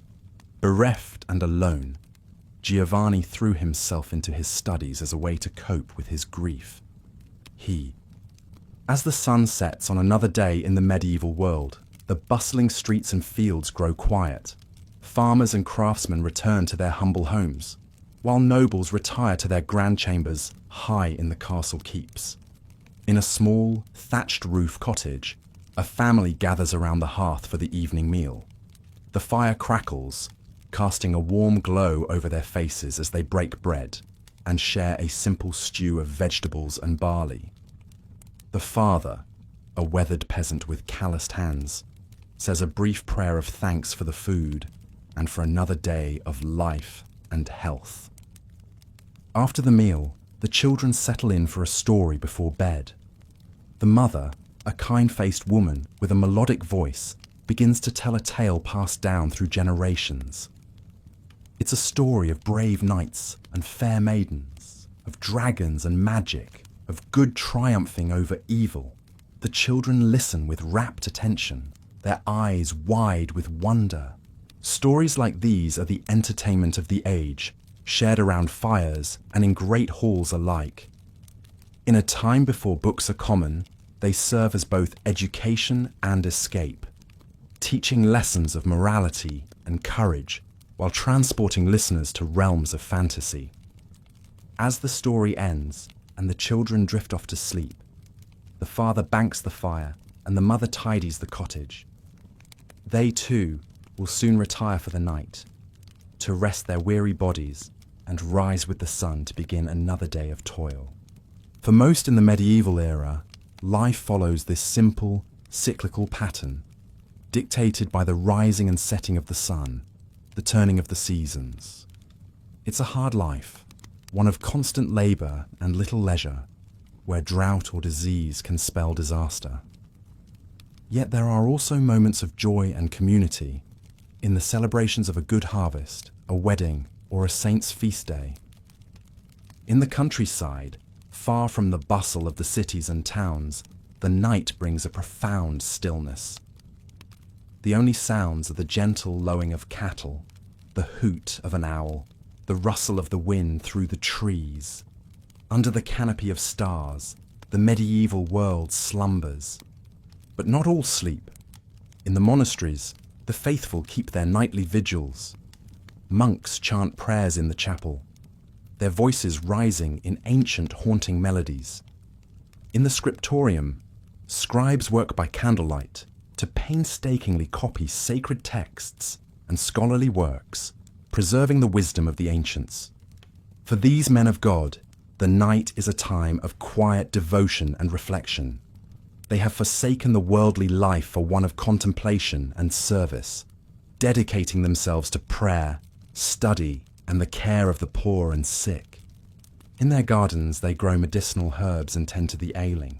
In their libraries they safeguard the knowledge of the past and teach the scholars of the future. Theirs is a life of discipline and sacrifice, but also one of purpose and spiritual fulfillment. As the night deepens, even the monks retire, leaving the monastery in silence. The candles are extinguished, the books closed. Only the eternal light in the chapel remains, a symbol of the constant presence of God. In the cities, the night takes on a different character. Though the respectable citizens sleep, the taverns and inns are alive with activity. Here, travellers and locals alike gather to drink, gamble, and share news from afar. In a corner, a minstrel strums a lute and sings a bawdy ballad, much to the delight of the crowd. A group of merchants discuss the latest wares and prices, striking deals over cups of ale. A young scholar debates philosophy with an old soldier, their voices rising over the din. These are the places where social boundaries blur, where a peasant may rub shoulders with a nobleman, where a foreigner may find a welcome. They are the melting pots of the medieval world, where ideas and stories are traded as readily as goods and coin. But even these lively spaces eventually quiet as the night wears on. The minstrel packs up his lute, the merchants shake hands on their agreements, the scholar and soldier drain their cups and bid farewell. One by one, the patrons stumble out into the night, making their way home by the light of the moon. In the castle, the lord and lady sleep in their opulent bedchamber, attended by servants. For them, comfort and security are a given, their power and wealth ensuring a life far removed from the struggles of the common folk. But even they are not immune to the darker aspects of medieval life. Political intrigue, war, and disease respect no rank. A noble life can be snuffed out as quickly as a peasant's, by a blade in the dark, a festering wound, or a sweeping plague. And so, as the castle sleeps, guards pace the battlements, ever watchful for signs of threat. In the stables, a squire sleeps among the horses, ready to rouse at a moment's notice. Even in repose, the machinery of power and protection never fully rests. As the deepest part of the night approaches, a hush falls over the land. It's the quietest hour, when even the most restless souls succumb to sleep's embrace. In these moments, the medieval world seems to hold its breath, suspended between the labours of one day and the promise of the next. It's a time of dreams and visions, when the veil between the earthly and the divine seems thinnest. Some say it's in these hours that saints and angels walk the earth, that miracles are most likely to occur. Others whisper of darker things, of ghosts and demons, of witches' sabbaths and unspeakable rituals. But for most, this is simply the hour of deepest sleep, when the body and mind rest and repair, preparing for the dawn that will inevitably come. In cottages and castles, in monasteries and inns, the people of the medieval world slumber, their lives and fates intertwined in the great tapestry of history. And as we, too, drift in that liminal space between wakefulness and dreams, we can imagine ourselves among them, peasant or noble, monk or merchant, all equal in the eyes of sleep. Their world may be long past, but in these moments, it feels close enough to touch, a vivid dream of a distant era. So let us linger here a while, in this realm of quiet and shadow, and let the lullaby of history carry us gently into the embrace of sleep. For in the end, whether we wake in a modern bed or on a straw pallet, we are all threads in time's great weave, our dreams and stories intertwined across the ages. Good night, dear listener, and may your dreams be filled with the wonders and mysteries of the medieval world. May you find rest and peace in the knowledge that you too are part of the great human story, a story that continues to unfold with each passing night and each breaking dawn. Sleep well and dream deep. As the night's final hours wane, the first stirrings of a new day begin. In the east, the sky lightens from inky black to deep blue, the stars fading one by one. The cock crows, a clarion call that echoes across the slumbering landscape. In the villages and towns, the people begin to wake, rubbing sleep from their eyes and stretching stiff limbs. The baker stokes his oven, the blacksmith kindles his forge, the farmer's wife starts the day's bread, the miller's daughter fetches water from the well. Slowly, the medieval world comes to life, each person taking up their role in the great dance of existence. The shepherd leads his flock to pasture. The weaver settles at her loom. The priest dons his vestments for morning mass. The monk takes up his quill in the scriptorium. In the castle, servants bustle to prepare the morning meal. The lord and lady dress for the day's affairs. In the courtyard, the knights and squires begin their training, the clang of sword on shield ringing out in the crisp morning air. And so, as one day ends, another begins, the cycle endlessly repeating. The medieval world is a place of constant motion, of birth and death, of sowing and reaping, of war and peace. It's a world of great hardship and great beauty, of cruelty and kindness, of ignorance and wisdom. For those who call it home, it's the only world they know, the backdrop against which their lives and loves, their triumphs and tragedies play out. They navigate its challenges and cherish its joys, finding meaning and purpose in the roles they've been given, in the beliefs they hold dear. And for us, looking back across the centuries, it's a world that fascinates and intrigues, that repels and attracts. We marvel at its accomplishments and recoil at its brutalities. We seek to understand its mysteries and learn from its lessons. In the end, perhaps, the medieval era is not so different from our own. A time of great change and upheaval, of conflict and progress, of individuals striving to make their way in a world they can't fully control or comprehend. And just as we look back on their time with a mix of nostalgia and critique, of admiration and horror, so too might future generations look back on ours. We too are living in a story still being written, our actions and choices shaping the course of history in ways we can only dimly perceive. So perhaps the greatest lesson the medieval world can teach us is one of humility and perspective.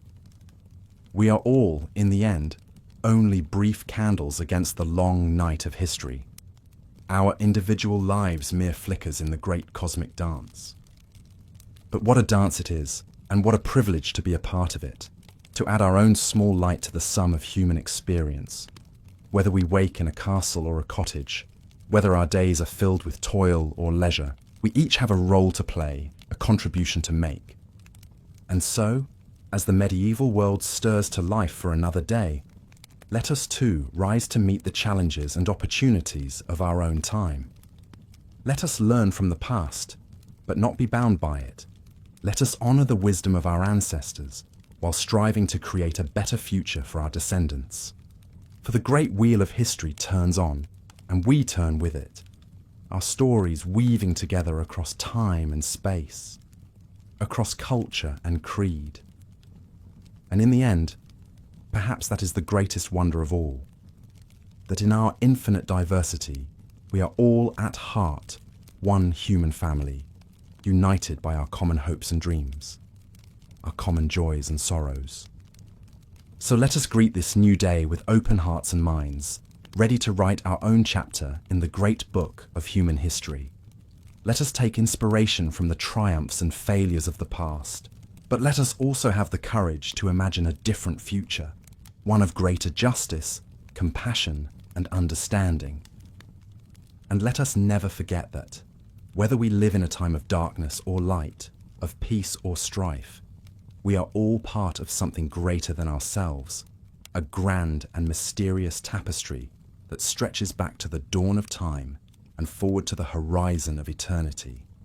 This is the lesson of the medieval world, and of all worlds, a lesson whispered in the rustle of leaves and the babble of brooks, in the laughter of children and the wisdom of elders. It's a lesson that echoes in the stillness of the cloister and the clamour of the battlefield, in the quiet of a peasant's hut and the grandeur of a king's hall. And it's a lesson that we too can carry with us, a reminder of our shared humanity, our shared destiny, our shared hope for a world where all may wake to the dawning of a brighter day. So rest now, dear listener, and let the wisdom of the ages guide your dreams. For tomorrow is a new day, full of promise and possibility, and who knows what wonders it may bring. Good night, and may the peace of centuries past enfold you. May the hope of centuries yet to come inspire you. And may the love that binds us all, across all times and all places, forever light your way. As the day ends, you return to your humble cottage, your body aching from the long hours of toil in the fields. The setting sun casts a warm glow over the thatched roofs of the village, and the air is filled with the sounds of livestock being herded into pens for the night. You sit down to a simple meal of stew and bread with your family, the flickering light of the hearth casting dancing shadows on the walls. The conversation turns to the events of the day, the progress of the harvest, the health of the animals, the latest news from the neighbouring villages. As the night deepens, you climb into your straw bed, pulling a rough woolen blanket up to your chin. The sounds of the village fade away, replaced by the gentle crackle of the dying fire and the soft breathing of your family. Sleep claims you easily, your body and mind exhausted from the day's labours. But as you drift off, your thoughts turn to the wider world beyond your village, to the great lords and ladies in their grand castles, to the monks in their monasteries, to the merchants and craftsmen in the bustling towns. You may be just a simple peasant, but you are part of something much larger, a complex tapestry of social order and tradition that stretches back for centuries. The feudal system that governs your life is based on a strict hierarchy, with the king at the top, followed by the nobles, knights, clergy, and finally, the peasants, like yourself, at the bottom. It's a system that offers you protection and stability, but also demands your obedience and labour. The lord in his castle may seem distant and all-powerful, But he too has obligations to provide for the defence and justice of his people, and to honour his own vows of fealty to the king. These social bonds, whether between lord and vassal or master and apprentice, are the glue that holds the medieval world together. They are reinforced by the teachings of the Church, which emphasizes faith, humility, and one's proper place in the God-given order. But even as you sleep, forces are at work that will begin to challenge and transform this age-old system. In the towns and cities, a new class is emerging. The burghers and merchants who owe their wealth and status not to land and title, but to trade and commerce. Their world is one of guilds and charters, of contracts and loans, of the calculation of profit and risk. They are a breed apart from the nobles with their codes of chivalry and their disdain for the lowborn. And as their economic power grows, so too will their political influence. At the same time, the Church, long the dominant force in medieval life, is facing its own challenges. The corruption and worldliness of some of its leaders is becoming harder to ignore, and voices of dissent are beginning to be heard, voices that question the very foundations of papal authority.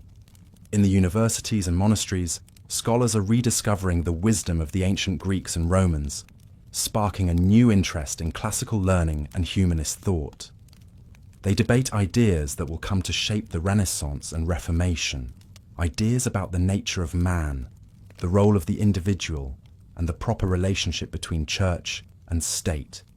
And on the horizon, a new power is rising, the power of the nation-state. As kings begin to assert their authority over the nobles and the church, they lay the foundations for the modern concept of sovereignty and centralized rule. But for now, these changes are still in their infancy, and the medieval worldview still holds sway. As you sleep, you are part of a society that is both deeply traditional and slowly evolving, a society that is about to be tested by plague, war, and religious upheaval. In your dreams, perhaps you catch glimpses of this future, of the towering cathedrals and bustling markets of the High Middle Ages, of the bloody battlefields of the 100 Years' War, of the printing presses and explorers' ships that will carry medieval Europe into a new era. But for now, the rhythms of village life go on as they have for generations. The sun will rise again tomorrow, and with it, another day of work and worship, of joy and sorrow, of the timeless cycle of birth, life, and death. As you sink deeper into sleep, let your mind wander through the tapestry of medieval history, from the fall of Rome to the dawn of the Renaissance. Let the stories of kings and commoners, saints and sinners, wash over you like a gentle stream. And know that you too are part of this great human story, a story that is still being written, even as we speak. Your life, your struggles, your triumphs and defeats are woven into the fabric of history, just as surely as those of the greatest lords and ladies. So rest now, and let the medieval world be your lullaby. Let the soft glow of the hearth and the murmur of your family's voices carry you into a deep and dreamless sleep. And may you wake in the morning to face the new day with the same strength and resilience that carried your ancestors through the challenges of their age.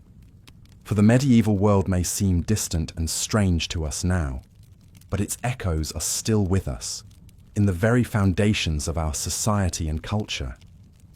And as long as we remember and learn from its lessons, it will never truly be lost. So sleep and dream, and know that you are part of a rich and enduring human tapestry, a tapestry that stretches back through the centuries and will continue on long after we are gone. Good night, and may your medieval slumber be filled with peace and wonder. As the night deepens and the village sleeps, let us turn our gaze to another figure who looms large in the medieval imagination: the knight. Born into the nobility, the knight is a warrior, a servant of his lord, and a paragon of chivalric virtue. From a young age, he is trained in the arts of war, in swordsmanship, horsemanship, and the code of honor that sets him apart from the common soldier. He learns to fight with lance and shield, to bear the weight of his armor, to face death and danger with courage and resolve. But the knight is more than just a warrior. He is also a symbol of the feudal order, a living embodiment of the values and ideals of medieval society. He is sworn to defend the weak, to honor his word, to serve his lord with loyalty and devotion. In times of peace, he participates in tournaments and jousts, displaying his prowess and valor for all to see. He courts noble ladies with poetry and song, striving to embody the courtly love ideal of the chaste and faithful servant. And in times of war, he is the backbone of his lord's army, the heavy cavalry that can break the enemy's lines and turn the tide of battle. He rides into combat with his banner fluttering overhead, his armor gleaming in the sun, his heart filled with the fierce joy of battle. But the life of a knight is not all glory and romance. It is also one of constant training and discipline, of long hours in the saddle and on the march, of the ever-present risk of injury and death. And as the Middle Ages wear on, the role of the knight begins to change and evolve. With the rise of the longbow and the cannon, the armored knight becomes increasingly vulnerable on the battlefield. And as the feudal system begins to break down, many knights find themselves adrift, their traditional roles and loyalties called into question. Some turn to brigandage and mercenary work, using their martial skills for personal gain rather than noble service. Others seek new outlets for their energies, joining the Crusades or embarking on quests for the Holy Grail. But even as the age of chivalry wanes, the ideal of the knight remains a powerful one, a symbol of courage, honor, and devotion that will inspire poets and dreamers for centuries to come. And so, as you drift off to sleep, let your mind wander to the tawny fields and castles of the knights, to the clashing of swords and the flutter of banners in the breeze. Let their stories of valor and sacrifice, of love and loss, be your guide and your comfort in the darkness of the night. For in the end, the medieval world is a world of stories, stories of kings and queens, of saints and sinners, of the great and the small. And it is through these stories that we come to understand and appreciate the richness and complexity of this long ago era. So let the tales of the knights be part of your own story, part of the great tapestry of human history that unites us all. And as you sleep, know that you are part of something much larger than yourself, a world of wonder and mystery, of faith and fear, of the eternal struggle between light and darkness. Good night, and may your dreams be filled with the colors and textures of the medieval world, the glint of armor in the sun, the whisper of wind through the trees, the soft glow of candlelight in a castle window. For it is in our dreams that the past comes alive again, and we are all part of its enduring legacy. As you slip deeper into your medieval slumber, let us turn our attention to another figure who casts a long shadow over this age, the monk, clad in simple robes and bound by vows of poverty, chastity, and obedience. The monk is a seeker of God and a guardian of knowledge, in a time when learning is a rare and precious thing. In the early days of the Middle Ages, as the Western Roman Empire crumbles and chaos descends upon Europe, it is the monks who preserve the flame of civilization. In their monasteries and abbeys, they copy and illuminate ancient manuscripts, keeping alive the wisdom of the Greeks and Romans. They also develop new forms of agriculture and animal husbandry, turning their monasteries into self-sufficient islands of order and productivity in a sea of disorder and want. And as the centuries pass, they become increasingly involved in the affairs of the wider world, serving as advisors to kings and popes, and even leading armies in battle. But at the heart of the monastic life is the search for God, a search that takes many forms and follows many paths. Some monks, like the Benedictines, seek God through work and prayer, dividing their days between manual labour and the divine office. Others, like the Carthusians, seek him through solitude and silence, withdrawing from the world into a life of contemplation and asceticism. And still others, like the Franciscans and Dominicans, seek him through service to the poor and the preaching of the gospel. Regardless of their particular vocation, all monks share a common goal: to draw closer to God through the discipline and devotion of the religious life. They rise before dawn to chant the Psalms, spend long hours in prayer and meditation, and strive to subdue their earthly desires through fasting and self-denial. And in doing so, they offer a powerful witness to a world that is all too often consumed by violence, greed, and the pursuit of power. They remind us that there is more to life than the fleeting pleasures of the flesh, and that true happiness and fulfillment can only be found in the love and service of God. As you drift off to sleep, let your mind wander to the cloisters and scriptoriums of the monks, to the sound of chanting voices and the scratch of quill on parchment. Let their example of devotion and discipline be a comfort and an inspiration to you, a reminder that even in the darkest of times, there is always a light that guides us home. And know that you too are called to seek that light, to follow the path of truth and goodness wherever it may lead. For the medieval world may be a world of great darkness and great beauty, but it is also a world that points beyond itself, to the eternal truths that lie at the heart of all human striving. So rest now, and let the peace of the monastery enfold you like a cloak. Let the prayers of the monks be your lullaby, and the love of God be your guiding star. And may you wake in the morning with a heart renewed and a spirit refreshed, ready to face the challenges and the joys of another day. For in the end, the medieval world is not so different from our own. A world of light and shadow, of hope and fear, of the endless quest for meaning and purpose in the face of an uncertain future. And it is only by embracing that quest, by seeking the truth with all our hearts and all our minds, that we can hope to find our way home. Good night, and may your dreams be filled with the beauty and the mystery of the medieval world, the soaring spires of the cathedrals, the gentle glow of the scriptorium, the quiet footsteps of the monks in the cloister. For it is in the stillness of the night that we come closest to the heart of God, and it is in His love that we find our true rest and our true home. As the night wears on and the candles burn low, let us turn our thoughts to one last figure who looms large in the medieval imagination: the merchant. Born of the bustling cities and towns of Europe, the merchant is a new kind of man, one who owes his wealth and status not to land or title, but to his own wits and industry. In a world dominated by the feudal order, the merchant is an outsider, a man who moves between worlds and classes with ease. He travels the trade routes of Europe and beyond, bringing back exotic goods and ideas from distant lands.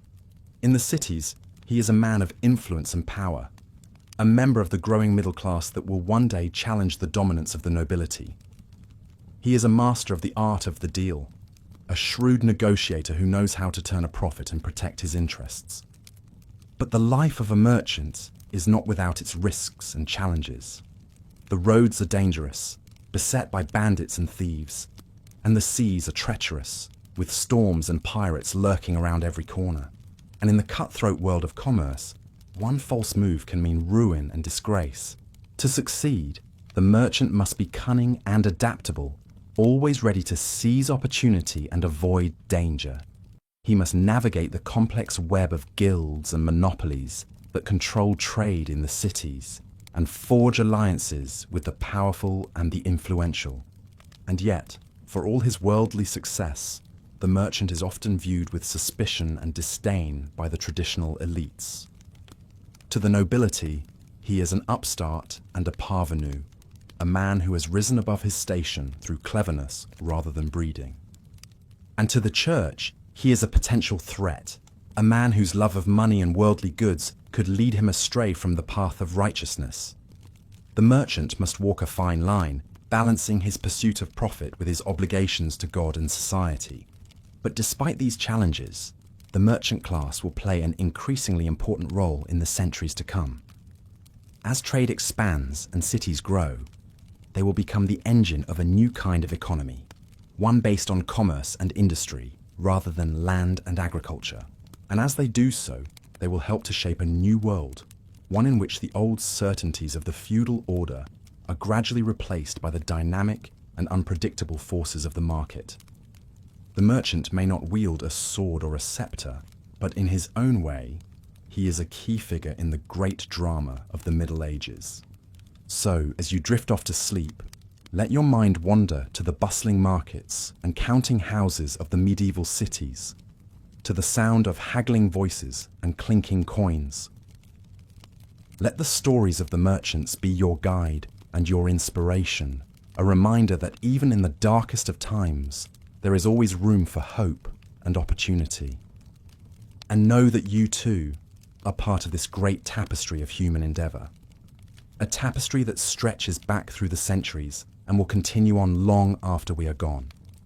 For the medieval world may be a world of great challenges and great rewards, but it is also a world that reminds us of the enduring power of the human spirit.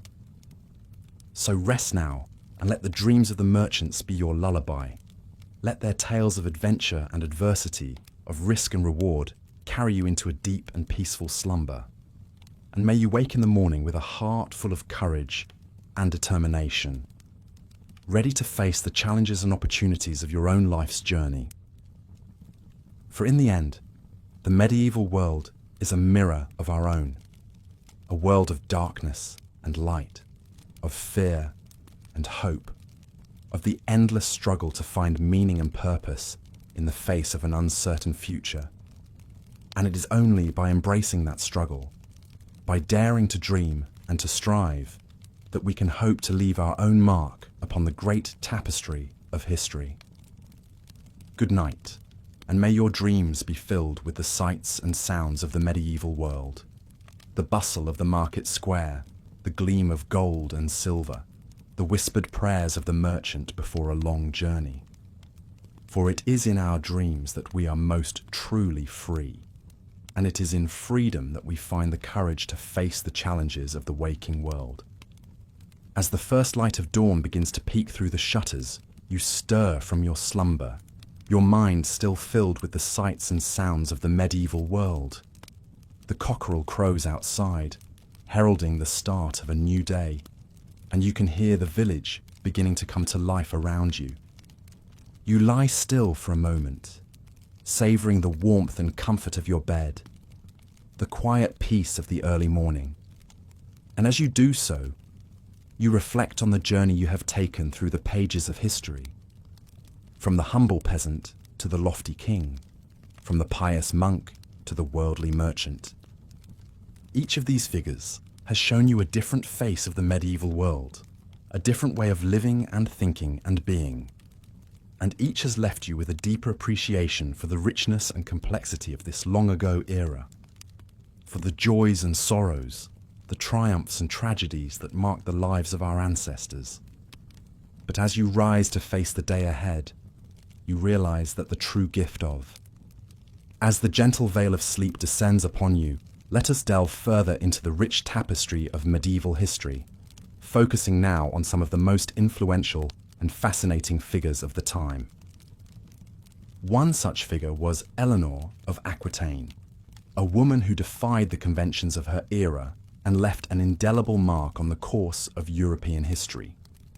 Born in 1122 into the wealthy and powerful House of Poitiers, Eleanor was the granddaughter of the famous troubadour William IX and grew up immersed in the vibrant arts and culture of southern France.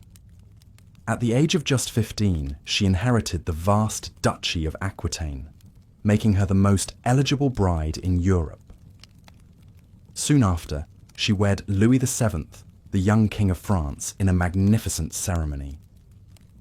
As queen, Eleanor brought a touch of southern refinement to the northern court, introducing the music, poetry, and courtly love traditions of her homeland.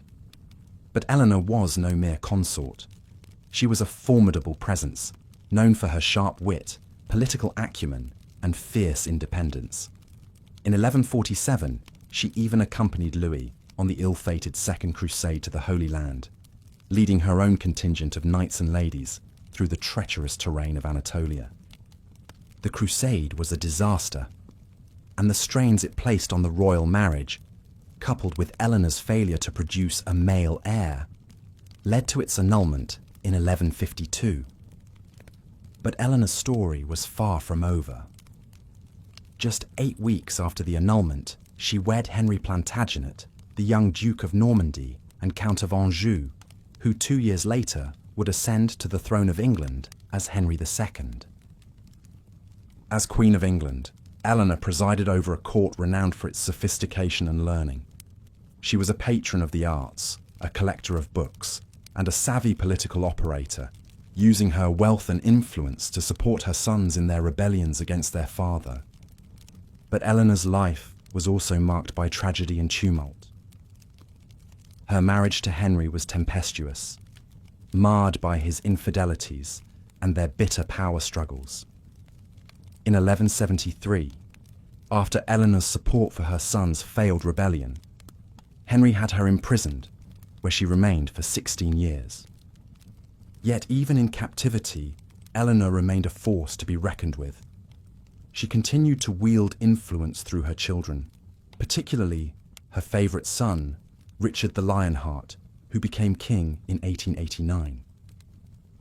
Upon Henry's death, Richard finally released his mother, who rode out to meet him with a face of joy, despite her 70 years. In her later years, Eleanor served as regent while Richard was on crusade, skillfully navigating the treacherous waters of medieval politics. She travelled ceaselessly throughout England and France, shoring up support for her son and negotiating alliances, including the pivotal treaty with Philip Augustus of France. Eleanor died in 1204 at the ripe old age of 82, an extraordinary lifespan for the time. She had outlived 8 of her 10 children, 2 husbands, and most of her contemporaries. Her legacy was immense. Through her sons, she was the ancestor of both the English and French royal lines for generations to come.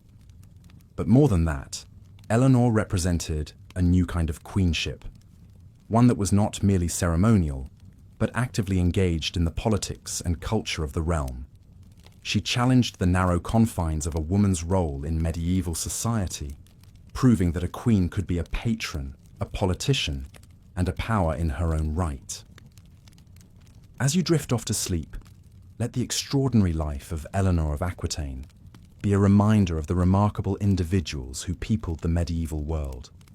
Men and women who, through their actions and their force of character, shaped the course of history in ways that still resonate today. Their stories are a testament to the enduring power of the human spirit to overcome adversity, to create beauty in the midst of brutality, and to leave a lasting mark on the world.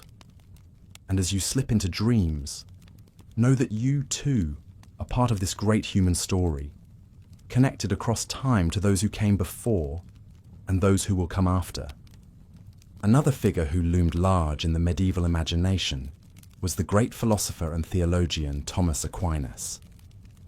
Born into a noble Italian family in 1225, Thomas was a precocious child who, at the age of just 5, was sent to study at the famous Benedictine Abbey of Monte Cassino. But Thomas's heart was drawn to the new mendicant orders, particularly the Dominicans, who emphasized poverty, preaching, and intellectual rigor. Against his family's wishes, he joined the Dominicans in 1244, a decision that would set the course for his life and work. As a young friar, Thomas studied under the great Albertus Magnus in Paris and Cologne, immersing himself in the newly rediscovered works of Aristotle and the Islamic philosophers. He quickly gained a reputation as a brilliant thinker.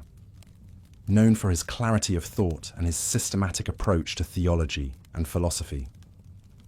Thomas's great masterwork was the Summa Theologica, a vast compendium of Christian thought that sought to reconcile faith and reason, revelation, and natural philosophy.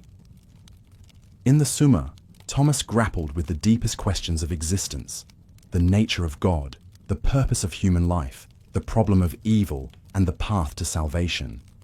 Central to Thomas's thought was the idea that faith and reason were not in conflict, but rather two paths to the same truth.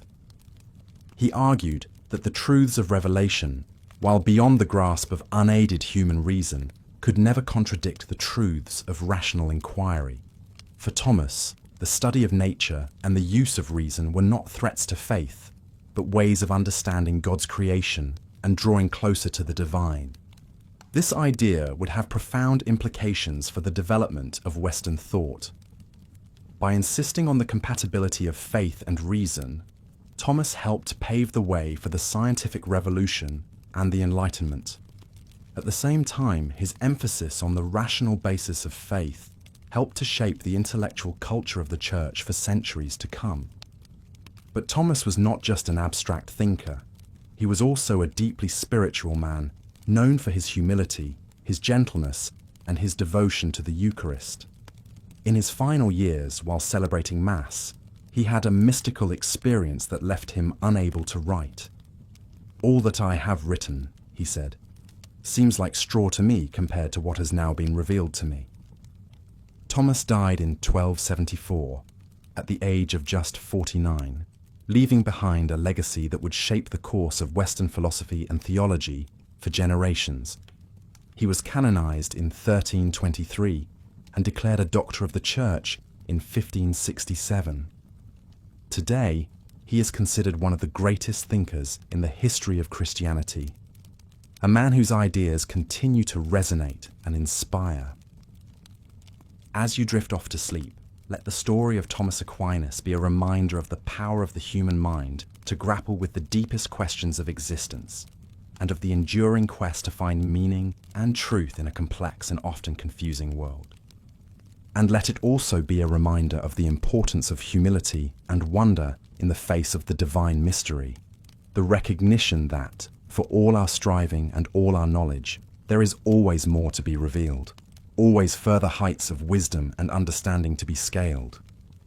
The medieval period was also a time of great artistic flourishing, and nowhere was this more evident than in the soaring cathedrals that began to rise across Europe in the 12th and 13th centuries. These magnificent structures were not just places of worship, but embodiments of the medieval worldview, the belief in a divinely ordered universe, hierarchical and harmonious, in which every element had its appointed place and purpose. One of the most remarkable of these cathedrals was Chartres, located in the picturesque town of the same name about 50 miles southwest of Paris. The construction of the present cathedral began in 1194, after a fire destroyed much of the previous Romanesque church. Over the next few decades, thousands of workers labored to erect a masterpiece of Gothic architecture, a soaring symphony in stone that would become one of the most iconic buildings of the Middle Ages. At the heart of Chartres Cathedral is the labyrinth, a winding path inlaid in the floor of the nave. This labyrinth, unlike the later hedge mazes of Renaissance gardens, has only one path, leading inexorably to the center and then back out again. For the medieval faithful, walking the labyrinth was a symbolic pilgrimage, a miniature version of the great journey to Jerusalem that was the aspiration of every pious Christian. The labyrinth is just one of the many symbolic elements that pervade every aspect of the cathedral's design. The great western facade, with its 3 portals and rows of sculpted saints and biblical figures, is a stone Bible, a visual catechism for the largely illiterate medieval congregation. The soaring vaults and pointed arches draw the eye and the spirit upward toward the heavenly realms, while the play of light through the great stained glass windows creates an atmosphere of mystery and awe. But Chartres is more than just a work of art or a feat of engineering. It is a testament to the deep faith and communal spirit of the medieval world. The cathedral was not built by a single wealthy patron, but by the entire community, with rich and poor alike contributing their labour, their skills, and their resources. The construction site was a place of pilgrimage in itself, with workers coming from all over Europe to lend their efforts to the great endeavour. This sense of shared purpose and divine mission is reflected in the many legends that grew up around the cathedral's construction. One tells of a mysterious figure known as the Master of the Labyrinth, a genius architect who appeared one day and directed the building of the great maze, only to disappear just as suddenly when the work was done. Another tells of a miraculous beam of wood that, when the carpenters found it too short, spontaneously elongated itself to the required length. These legends speak to the way in which Chartres and the other great cathedrals of the medieval world were more than just buildings. They were expressions of a shared faith, a common culture, and a collective aspiration toward the divine. They were, in a sense, the embodiment of the medieval worldview itself, the belief in a universe suffused with meaning and purpose, in which every stone and every beam had its place in the great cosmic order. As you drift off to sleep, let the majesty and mystery of Chartres Cathedral be a reminder of the power of faith and community to create something greater than the sum of its parts. And let it also be an invitation to find in your own life those places and moments of transcendence where the everyday world falls away and you are caught up in something larger than yourself. For the medieval mind, such moments were a glimpse of the divine, a foretaste of the heavenly Jerusalem that awaited the faithful at the end of their earthly pilgrimage. And while our modern world may seem far removed from the certainties and hierarchies of the Middle Ages, the human longing for meaning and connection remains as strong as ever. So as you slip into the realm of dreams, carry with you the memory of Chartres and the other wonders of the medieval world, not as relics of a bygone age, but as enduring reminders of the heights to which the human spirit can soar when it is guided by faith, purpose, and a sense of its place in the grand tapestry of creation. The medieval period was also an age of great learning and scholarship, despite the popular image of the era as one of ignorance and superstition. In fact, the 12th and 13th centuries saw a remarkable flowering of intellectual life, centered around the great universities that began to emerge in cities like Paris, Bologna, and Oxford. One of the most important figures in this intellectual revival was Roger Bacon, a 13th century English philosopher and scientist who has been called the first modern thinker. Born into a wealthy family in 1214, Bacon studied at Oxford and Paris before joining the Franciscan order in 1247. As a friar, he devoted himself to the study of nature and the pursuit of knowledge, working tirelessly to expand the boundaries of human understanding. Bacon was a true polymath, with interests ranging from mathematics and optics to linguistics and alchemy. He was one of the first Western thinkers to argue for the importance of empirical observation and experimentation in the study of nature, and he made significant contributions to the fields of optics and astronomy, including a detailed description of the use of lenses for magnification. But Bacon was also a man ahead of his time, and his ideas often brought him into conflict with the authorities of his day. He was a vocal critic of the narrow scholasticism that dominated much of medieval learning, arguing that true knowledge could only be attained through a combination of reason, observation, and divine revelation. In his great work, the Opus Majus, Bacon laid out a sweeping vision for the reform of education and the advancement of knowledge. He argued for the importance of studying languages, particularly Greek and Arabic, in order to access the wisdom of the ancients and the cutting-edge science of the Islamic world. He also emphasized the need for a more practical and empirical approach to learning, one that would equip students with the skills and knowledge needed to navigate the complexities of the world. Bacon's ideas were met with suspicion and even hostility by many of his contemporaries, who saw him as a dangerous radical. He was accused of heresy and sorcery, and spent many years in prison as a result of his unconventional views. But despite the obstacles he faced, Bacon never lost his passion for knowledge or his belief in the power of the human mind to unravel the mysteries of the universe. In many ways, Bacon was a man out of step with his time, a visionary thinker who saw beyond the limitations of medieval science and philosophy, and who dared to imagine a world in which knowledge was a tool for the betterment of humanity, rather than a weapon of dogma and control. His legacy lived on long after his death, inspiring generations of scientists and thinkers who would build on his ideas and carry forward his vision of a more enlightened and rational world. As you drift off to sleep, let the story of Roger Bacon be a reminder of the enduring power of the human intellect to push beyond the boundaries of the known and to imagine new possibilities for the future. And let it also be a call to embrace the spirit of curiosity and wonder that lies at the heart of all true learning. The desire to understand the world in all its complexity and beauty, and to use that understanding to make a positive difference in the lives of others.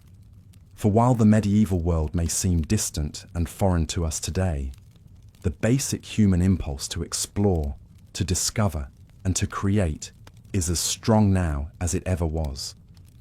And as we navigate the challenges and uncertainties of our own time, we can draw strength and inspiration from the example of thinkers like Roger Bacon, men and women who dared to question the received wisdom of their age, and who worked tirelessly to expand the frontiers of human knowledge and understanding.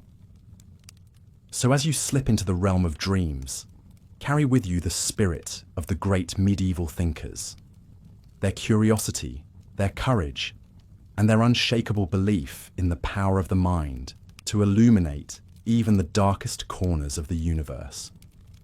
And know that, in your own way, you too are part of this great and ongoing quest for truth and meaning. A quest that connects us across the centuries and reminds us of our common humanity. The figure of the knight looms large in our popular image of the Middle Ages, a figure of chivalry and romance, of brave deeds and courtly love. But the reality of knighthood was often far removed from the idealized image of the storybooks. To be a knight in medieval Europe was to occupy a unique and often precarious position, caught between the demands of feudal society and the changing realities of warfare and politics. One of the most famous knights of the medieval period was William Marshal, a man whose life embodied both the ideals and the realities of knighthood. Born in 1146 into a minor noble family, William was given as a hostage to King Stephen of England at the age of 5, a common practice in the feudal system to ensure the loyalty of vassal lords. Despite this inauspicious start, William would go on to become one of the most celebrated knights of his age. He distinguished himself in tournaments and on the battlefield, serving under 5 English kings and earning a reputation as a paragon of chivalry and honour. He was a skilled diplomat as well as a warrior, and played a key role in negotiating the peace between England and France in the early 13th century. But William's life was also marked by the harsh realities of medieval politics and warfare. He was captured and held for ransom several times, and fought in numerous battles and campaigns across Europe and the Holy Land. He saw firsthand the brutality and chaos of the Crusades, and the deep divisions within Christendom that they exposed. Despite these challenges, William remained true to his ideals of knighthood throughout his life. He was known for his loyalty, his courage, and his sense of fair play, even in the face of great adversity. He was a patron of the arts and a supporter of the church, and used his influence to promote justice and stability in a turbulent age. In many ways, William Marshal embodies the complex and contradictory nature of knighthood in the Middle Ages. On the one hand, knights were the embodiment of a high medieval ideal, brave, chivalrous, and devoted to the service of God and their feudal lords. They were the backbone of the medieval military system, and played a key role in the expansion and defense of Christendom. But at the same time, knights were also deeply enmeshed in the brutal realities of medieval warfare and politics. They were often caught up in the endless cycle of feudal violence and revenge, and their loyalty to their lords could lead them into conflict with the broader interests of society. The ideals of chivalry, while noble in theory, were often honoured more in the breach than in the observance. As you drift off to sleep, as the echoes of the medieval world fade into the realm of dreams, let us linger a moment longer on the rich tapestry of life in those times. The clatter of hooves on cobblestones, the clang of the blacksmith's hammer, the tolling of church bells, these were the sounds that marked the rhythm of daily existence. For the vast majority, life was a struggle against the elements, against hunger and disease. The peasant in the field, the weaver at the loom, the mason chipping away at a block of stone. Their lives were defined by toil, their horizons often limited to the village or town of their birth. But even in the midst of hardship, there was community. The bonds of family, of shared labour and shared faith wove people together. In the evenings, around the hearth fire, stories were told, of brave knights and holy saints, of mischievous spirits and miraculous events. These tales, passed down through generations, provided comfort and wisdom, a way of making sense of the world. And what a world it was! A place of extremes, of soaring beauty and grim brutality. The same society that produced the delicate tracery of a Gothic cathedral also bore witness to the horrors of the torture chamber. The chivalric ideals of honour and courtesy coexisted with the harsh realities of feudal oppression. It was a world of hierarchy, where every person knew their place in the great chain of being. The king sat at the top, ruling by divine right, followed by the nobles, the clergy, the merchants, and finally the peasants. To question this order was to question the very will of God. But change was coming, slowly but inexorably. The growth of towns and trade, the spread of learning, the weakening of feudal bonds. All these factors were transforming society. The old ways were giving way to the new, even if the process would take centuries to unfold. One harbinger of this change was the rise of the merchant class. These were men who had grown rich not through land or lineage, but through trade and commerce. They were a new kind of power in the world, one based on money rather than might. In the great trading cities of Italy and the Low Countries, these merchants built palatial homes, patronized artists and scholars, and began to challenge the dominance of the old aristocracy. They were the vanguard of a new era, one in which wealth and enterprise would increasingly shape the course of events. But for now, in the sleepy villages and craggy castles of the medieval landscape, life went on much as it had for generations. The farmer tilled his field, the monk illuminated his manuscript, the lady embroidered her tapestry. Each played their part in the great drama of existence, bound by tradition and faith. As you drift deeper into sleep, let your mind wander through this lost world. Imagine yourself walking the narrow, winding streets of a medieval town, passing the open-air stalls of the market, the workshops of the craftsmen. Hear the cries of the street vendors, hawking their wares, smell the pungent mix of spices, smoke and humanity. Or picture yourself in a monastery garden, surrounded by the gentle hum of bees and the rustle of robes. Watch the monks at their work, tending their herbs and vegetables, copying ancient texts with painstaking care. Feel the sense of peace and purpose that pervades this cloistered world. And as you slip further into dreams, let the great events of the age swirl around you like mist. The clash of armies on a distant battlefield, the pageantry of a royal procession, the fervour of a religious pilgrimage. These are the moments that define the medieval era, that echo through history. But remember too the smaller moments, the ones that make up the warp and weft of daily life. the laughter of children playing in a sunlit field, the warmth of a fire on a cold winter's night, the comfort of a shared meal with loved ones. These are the timeless experiences that connect us across the centuries, that remind us of our common humanity. As you finally drift off into the realm of dreams, take with you a sense of the richness and complexity of the medieval world. It was a time of great darkness and great light, of cruelty and kindness, of ignorance and wisdom. And in its joys and sorrows, its triumphs and tragedies, it reflects the eternal human condition, the endless struggle to find meaning and purpose in a changeful world. So sleep now and let the distant strains of a lute, the soft chant of a prayer, the whisper of wind through a castle embrasure carry you into the depths of slumber. And as you dream, remember that you are part of a story that stretches back through the ages, a story of which the medieval era is but one chapter in an endlessly unfolding tale. The medieval world may be gone, but it is not forgotten.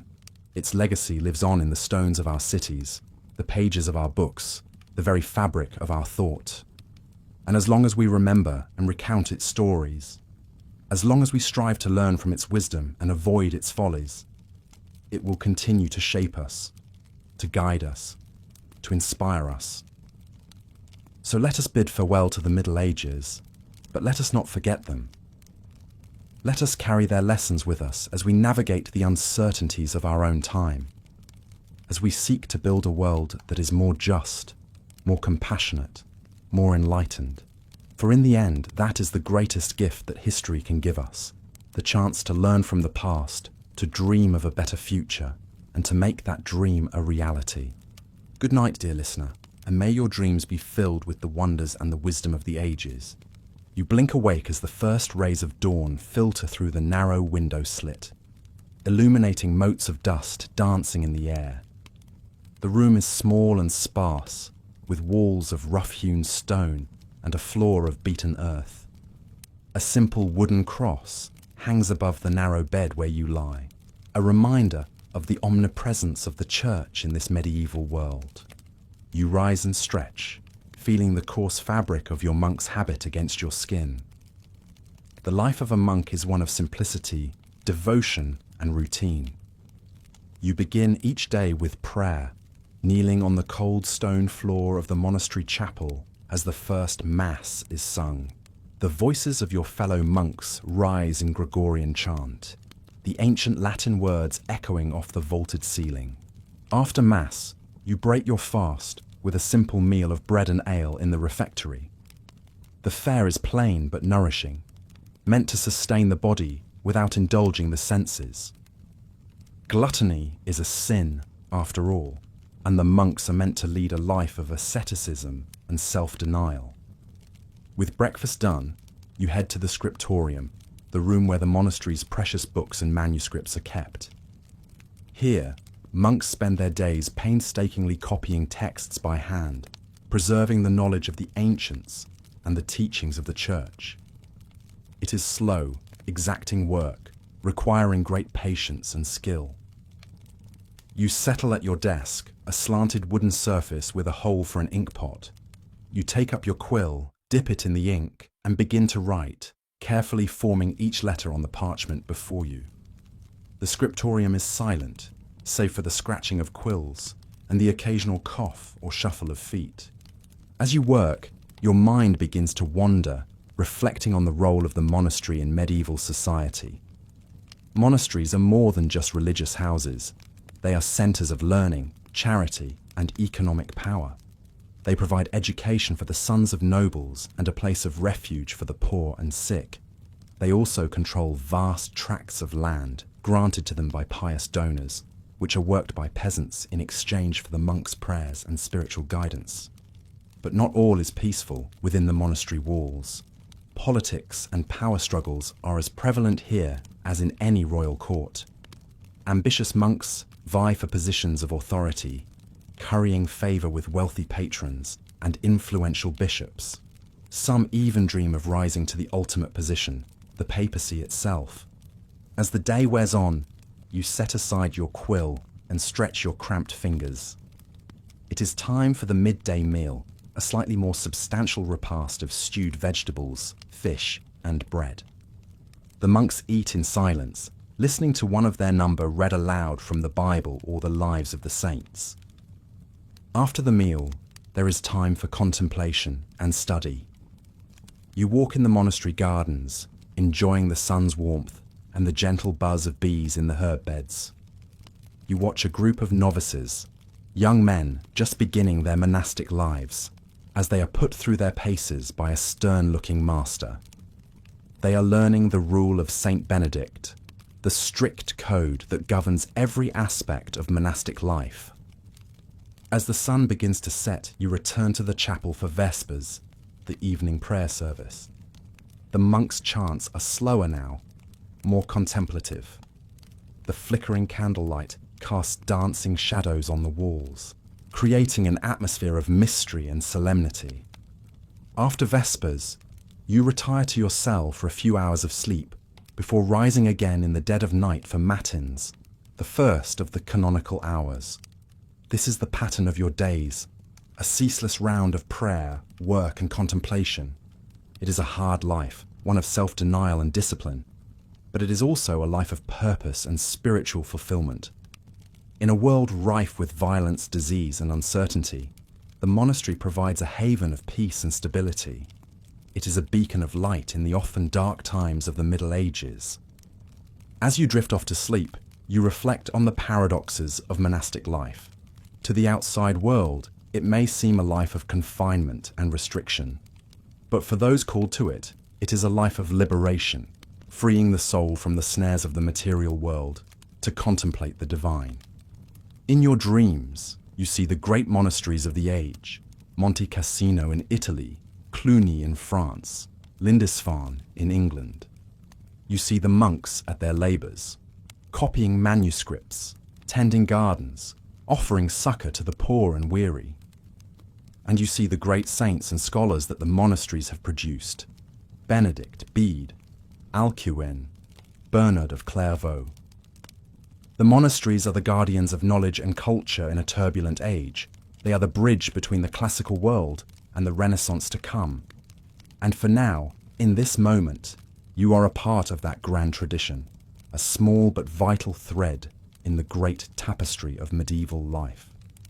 As you sleep, the night passes and a new dawn approaches. The monastery bells will soon ring out, calling the faithful to prayer, and you will rise, ready to begin another day in the service of God and your fellow man in this fascinating, challenging world of the Middle Ages. But for now, rest. Let the peace of the monastery enfold you and dream of a world where the light of knowledge and faith shines bright against the darkness. In the morning, that world will be yours to shape, one prayer, one deed, one moment at a time. The scene fades, and you sink deeper into sleep, the medieval monastery dissolving into the mists of dreams. The chants of the monks echo in your mind, a soothing lullaby from a distant age. And as you sleep, the wisdom and lessons of that age settle into your soul, enriching and enlightening, even as the modern world seems so far away. For that is the magic of history.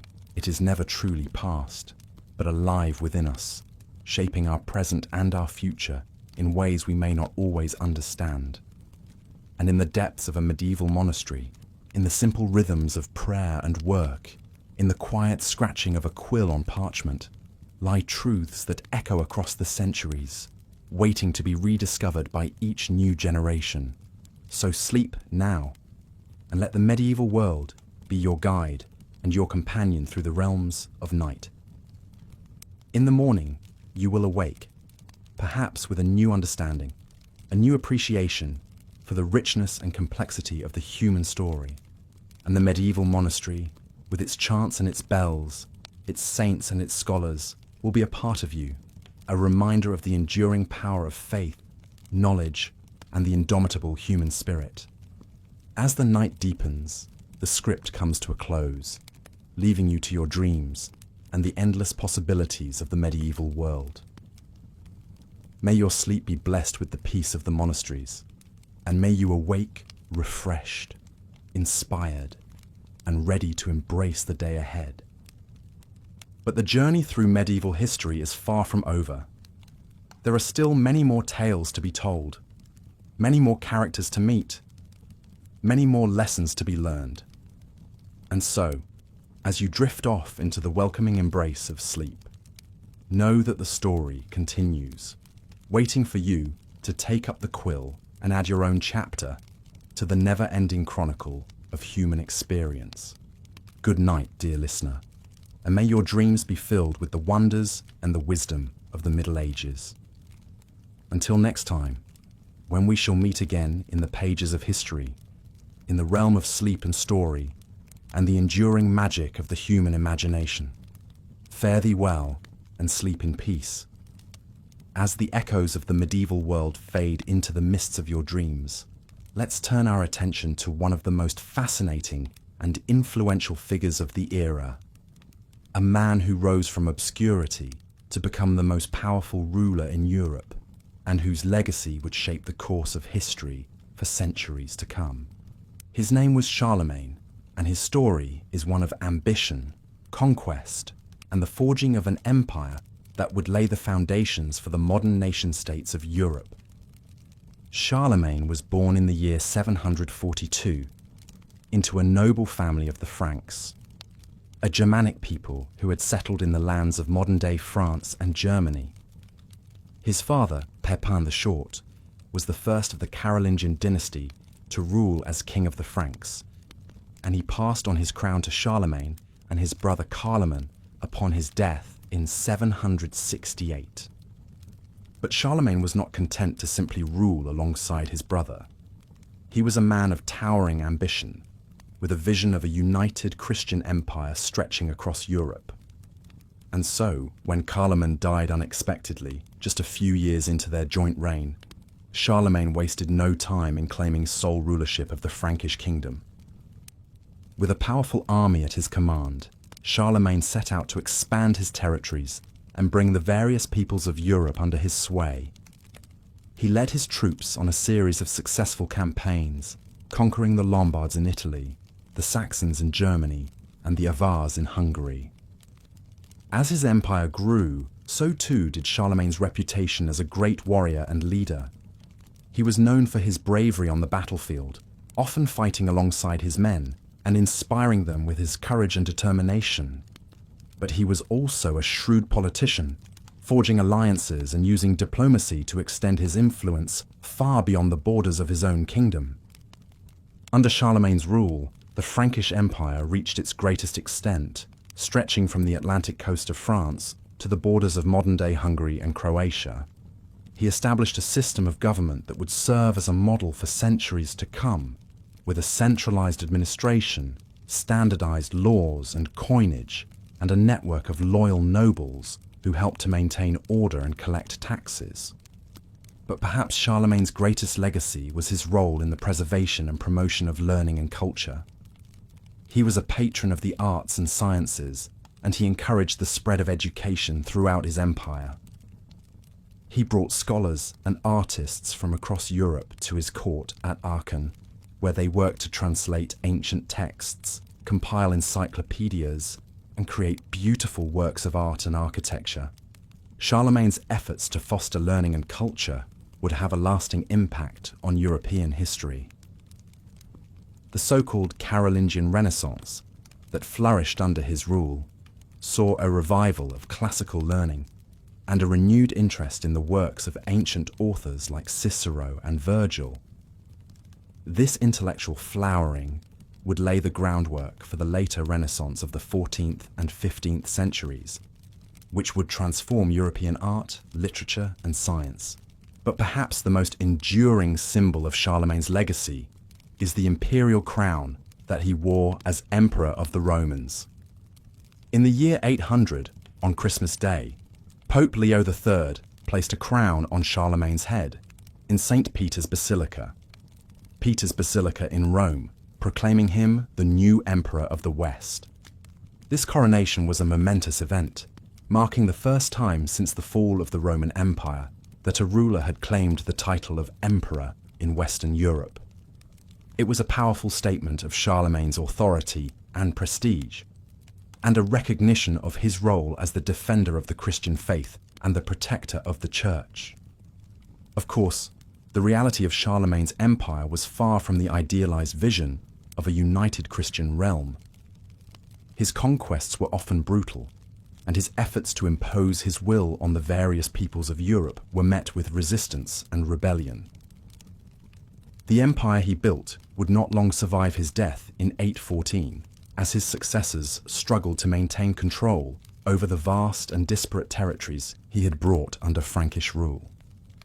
But despite the challenges and setbacks he faced, there is no denying the immense impact that Charlemagne had on the course of European history. He was a towering figure who left an indelible mark on the medieval world, shaping its politics, culture, and religion in ways that would resonate for centuries to come.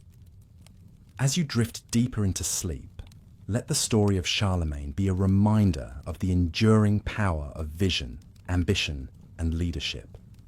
For even in the darkest and most turbulent of times, there are those who rise above the fray to leave a lasting legacy that echoes through the ages. And so, as the last embers of the day fade into the cool embrace of night, let your mind wander back to that distant time, to a world of kings and emperors, of knights and castles, of faith and learning. Let the gentle currents of history carry you off to a place of dreams, where the great figures of the past come alive once more, and the timeless tales of human endeavor unfold in all their richness and complexity. For in the end, the story of Charlemagne is not just the story of one man, but the story of us all, of the endless struggle to build something greater than ourselves, to leave a mark on the world that will endure long after we are gone. It is a story of hope and inspiration, of the indomitable human spirit that refuses to be bound by the limitations of the present, but instead reaches ever upward towards the infinite possibilities of the future. So let yourself be lulled by the soft whispers of the past as the great pageant of history plays out in your mind's eye. Let the cares of the day slip away and surrender yourself to the gentle embrace of sleep, secure in the knowledge that you are part of a grand and enduring tapestry, woven through the ages by the dreams and deeds of those who came before.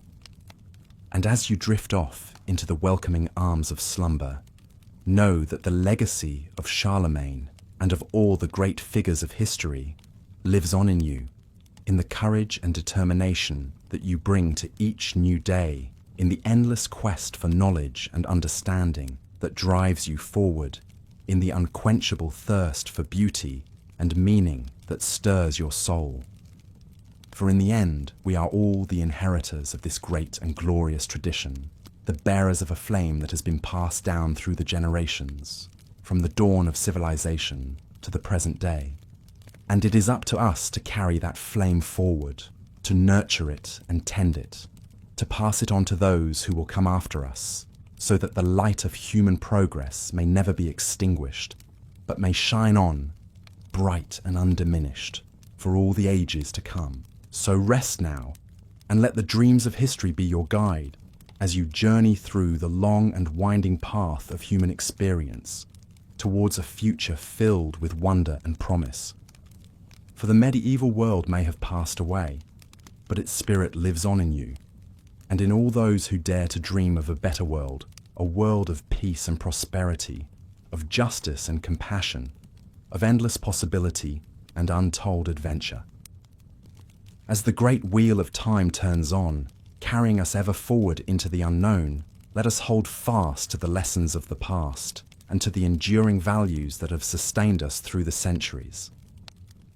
Let us be guided by the example of the great men and women who have gone before us, and let us strive always to build a world that is worthy of their sacrifice and their dreams. And so, as the last light fades, and the veil of sleep descends upon you, know that you are not alone, but are part of a great and noble tradition. stretching back through the mists of time to the very dawn of human history. And know that, no matter what challenges and trials may lie ahead, you have the strength and the courage to face them, armed with the wisdom of the ages and the unshakable conviction that a better world is always possible if only we have the will to make it so. Good night then, and may your dreams be filled with the wonders of the past and the promise of the future. May you find rest and renewal in the gentle embrace of sleep, and may you awake refreshed and ready to take on the challenges of a new day, secure in the knowledge that you are part of a grand and glorious story, a story that will continue to unfold as long as there are those who dare to dream and to hope and to strive for a better tomorrow. As the dawn of the Renaissance brightens the horizon, the medieval world begins to fade into the mist of history. But before we bid farewell to this remarkable era, let us linger a moment longer, like a traveller savouring the last few steps of a long and wondrous journey. In the dying light of the Middle Ages, we see a world that is both familiar and strange, a mirror that reflects our own hopes, fears and dreams, but in a language that is hauntingly different. The great castles that once dominated the landscape now stand as silent sentinels, their walls whispering of battles fought, loves lost, and secrets kept. The mighty cathedrals, once the beating heart of medieval life, still reach towards the heavens, their spires a testament to the unshakable faith that sustained our ancestors through the darkest of times. But even as the old ways begin to crumble, the seeds of the modern world are already taking root. The printing press, that revolutionary invention, is spreading knowledge to the masses like never before. The great explorers are pushing back the boundaries of the known world, bringing back tales of exotic lands and peoples. And in the halls of the great universities, the rediscovered wisdom of the ancients is mingling with bold new ideas, sparking a renaissance of learning that will change the course of human history. As you drift deeper into sleep, let your mind wander through the winding streets of a medieval town, where the blacksmith's hammer rings out in the early morning air and the market square bustles with the chatter of merchants and townspeople. Imagine yourself as a pilgrim, setting out on a journey to some distant holy shrine, your footsteps echoing on the cobblestones as you pass by the great gates of the city into the wide world beyond. And as you travel, let the faces of the people you meet along the way flash before your mind's eye. The humble peasant, toiling in the fields from sunrise to sunset. The noble knight, resplendent in his armour, riding off to battle with a prayer on his lips. The wise monk, bent over a precious manuscript, preserving the knowledge of the ages for generations to come. Each of them a thread in the great tapestry of medieval life, woven together into a story that echoes through the ages. But perhaps the greatest wonder of the Middle Ages is not the grand deeds of kings and queens, nor the towering achievements of art and architecture, but the simple, everyday moments that make up the fabric of human existence. The laughter of children playing in the village green, the comfort of a warm fire on a cold winter's night, the joy of a bountiful harvest, the sorrow of a loved one lost. These are the moments that connect us across the centuries, the universal experiences that remind us of our shared humanity. And so, as you slip deeper into the embrace of sleep, let the medieval world be a comfort and a companion to you. Let its stories and its secrets whisper to you in your dreams, a reminder of the great chain of history that binds us all together. And when you wake in the morning, carry a little piece of that world with you, a talisman against the trials and tribulations of modern life. For in the end, the legacy of the Middle Ages is not just the castles and cathedrals, the kings and queens, the wars and plagues. It is the enduring spirit of humanity that shines through it all, the unquenchable spark of hope and resilience that has carried us through the darkest of times and will continue to guide us into the future. So let us bid a fond farewell to the medieval world, but let us never forget its lessons, its wonders, and its sorrows. Let it be a reminder to us of how far we have come and how far we have yet to go. And above all, let it be a source of inspiration and wonder, a wellspring of stories and dreams that will nourish our souls for generations to come. And with that, my dear listener, it is time for us to part ways. But before I go, let me leave you with one final thought. In this fast-paced, ever-changing world of ours, it is all too easy to forget the simple joys and beauties that surround us every day. So take a moment, whenever you can, to stop and marvel at the world around you, to gaze up at the stars, to listen to the song of a bird, to feel the warmth of the sun on your face. For in those moments, you are connected to something greater than yourself, to the vast and wondrous tapestry of life that stretches out across the ages. And if you have enjoyed our journey through the medieval world, if it has brought you even a moment of peace, wonder, or inspiration, then I invite you to like this video and subscribe to our channel. For there are still so many stories left to tell, so many wonders left to discover, and I would be honored to be your guide on those journeys. But for now, my friend, it is time to rest. Let the cares of the day fade away, and let the gentle rhythms of sleep carry you off to a world of dreams. And may you wake in the morning with a heart full of hope, a mind full of wonder, and a soul ready to embrace all the beauty and mystery that life has to offer. Good night, my dear listener, and sweet dreams, until we meet again on some other journey through the mists of history.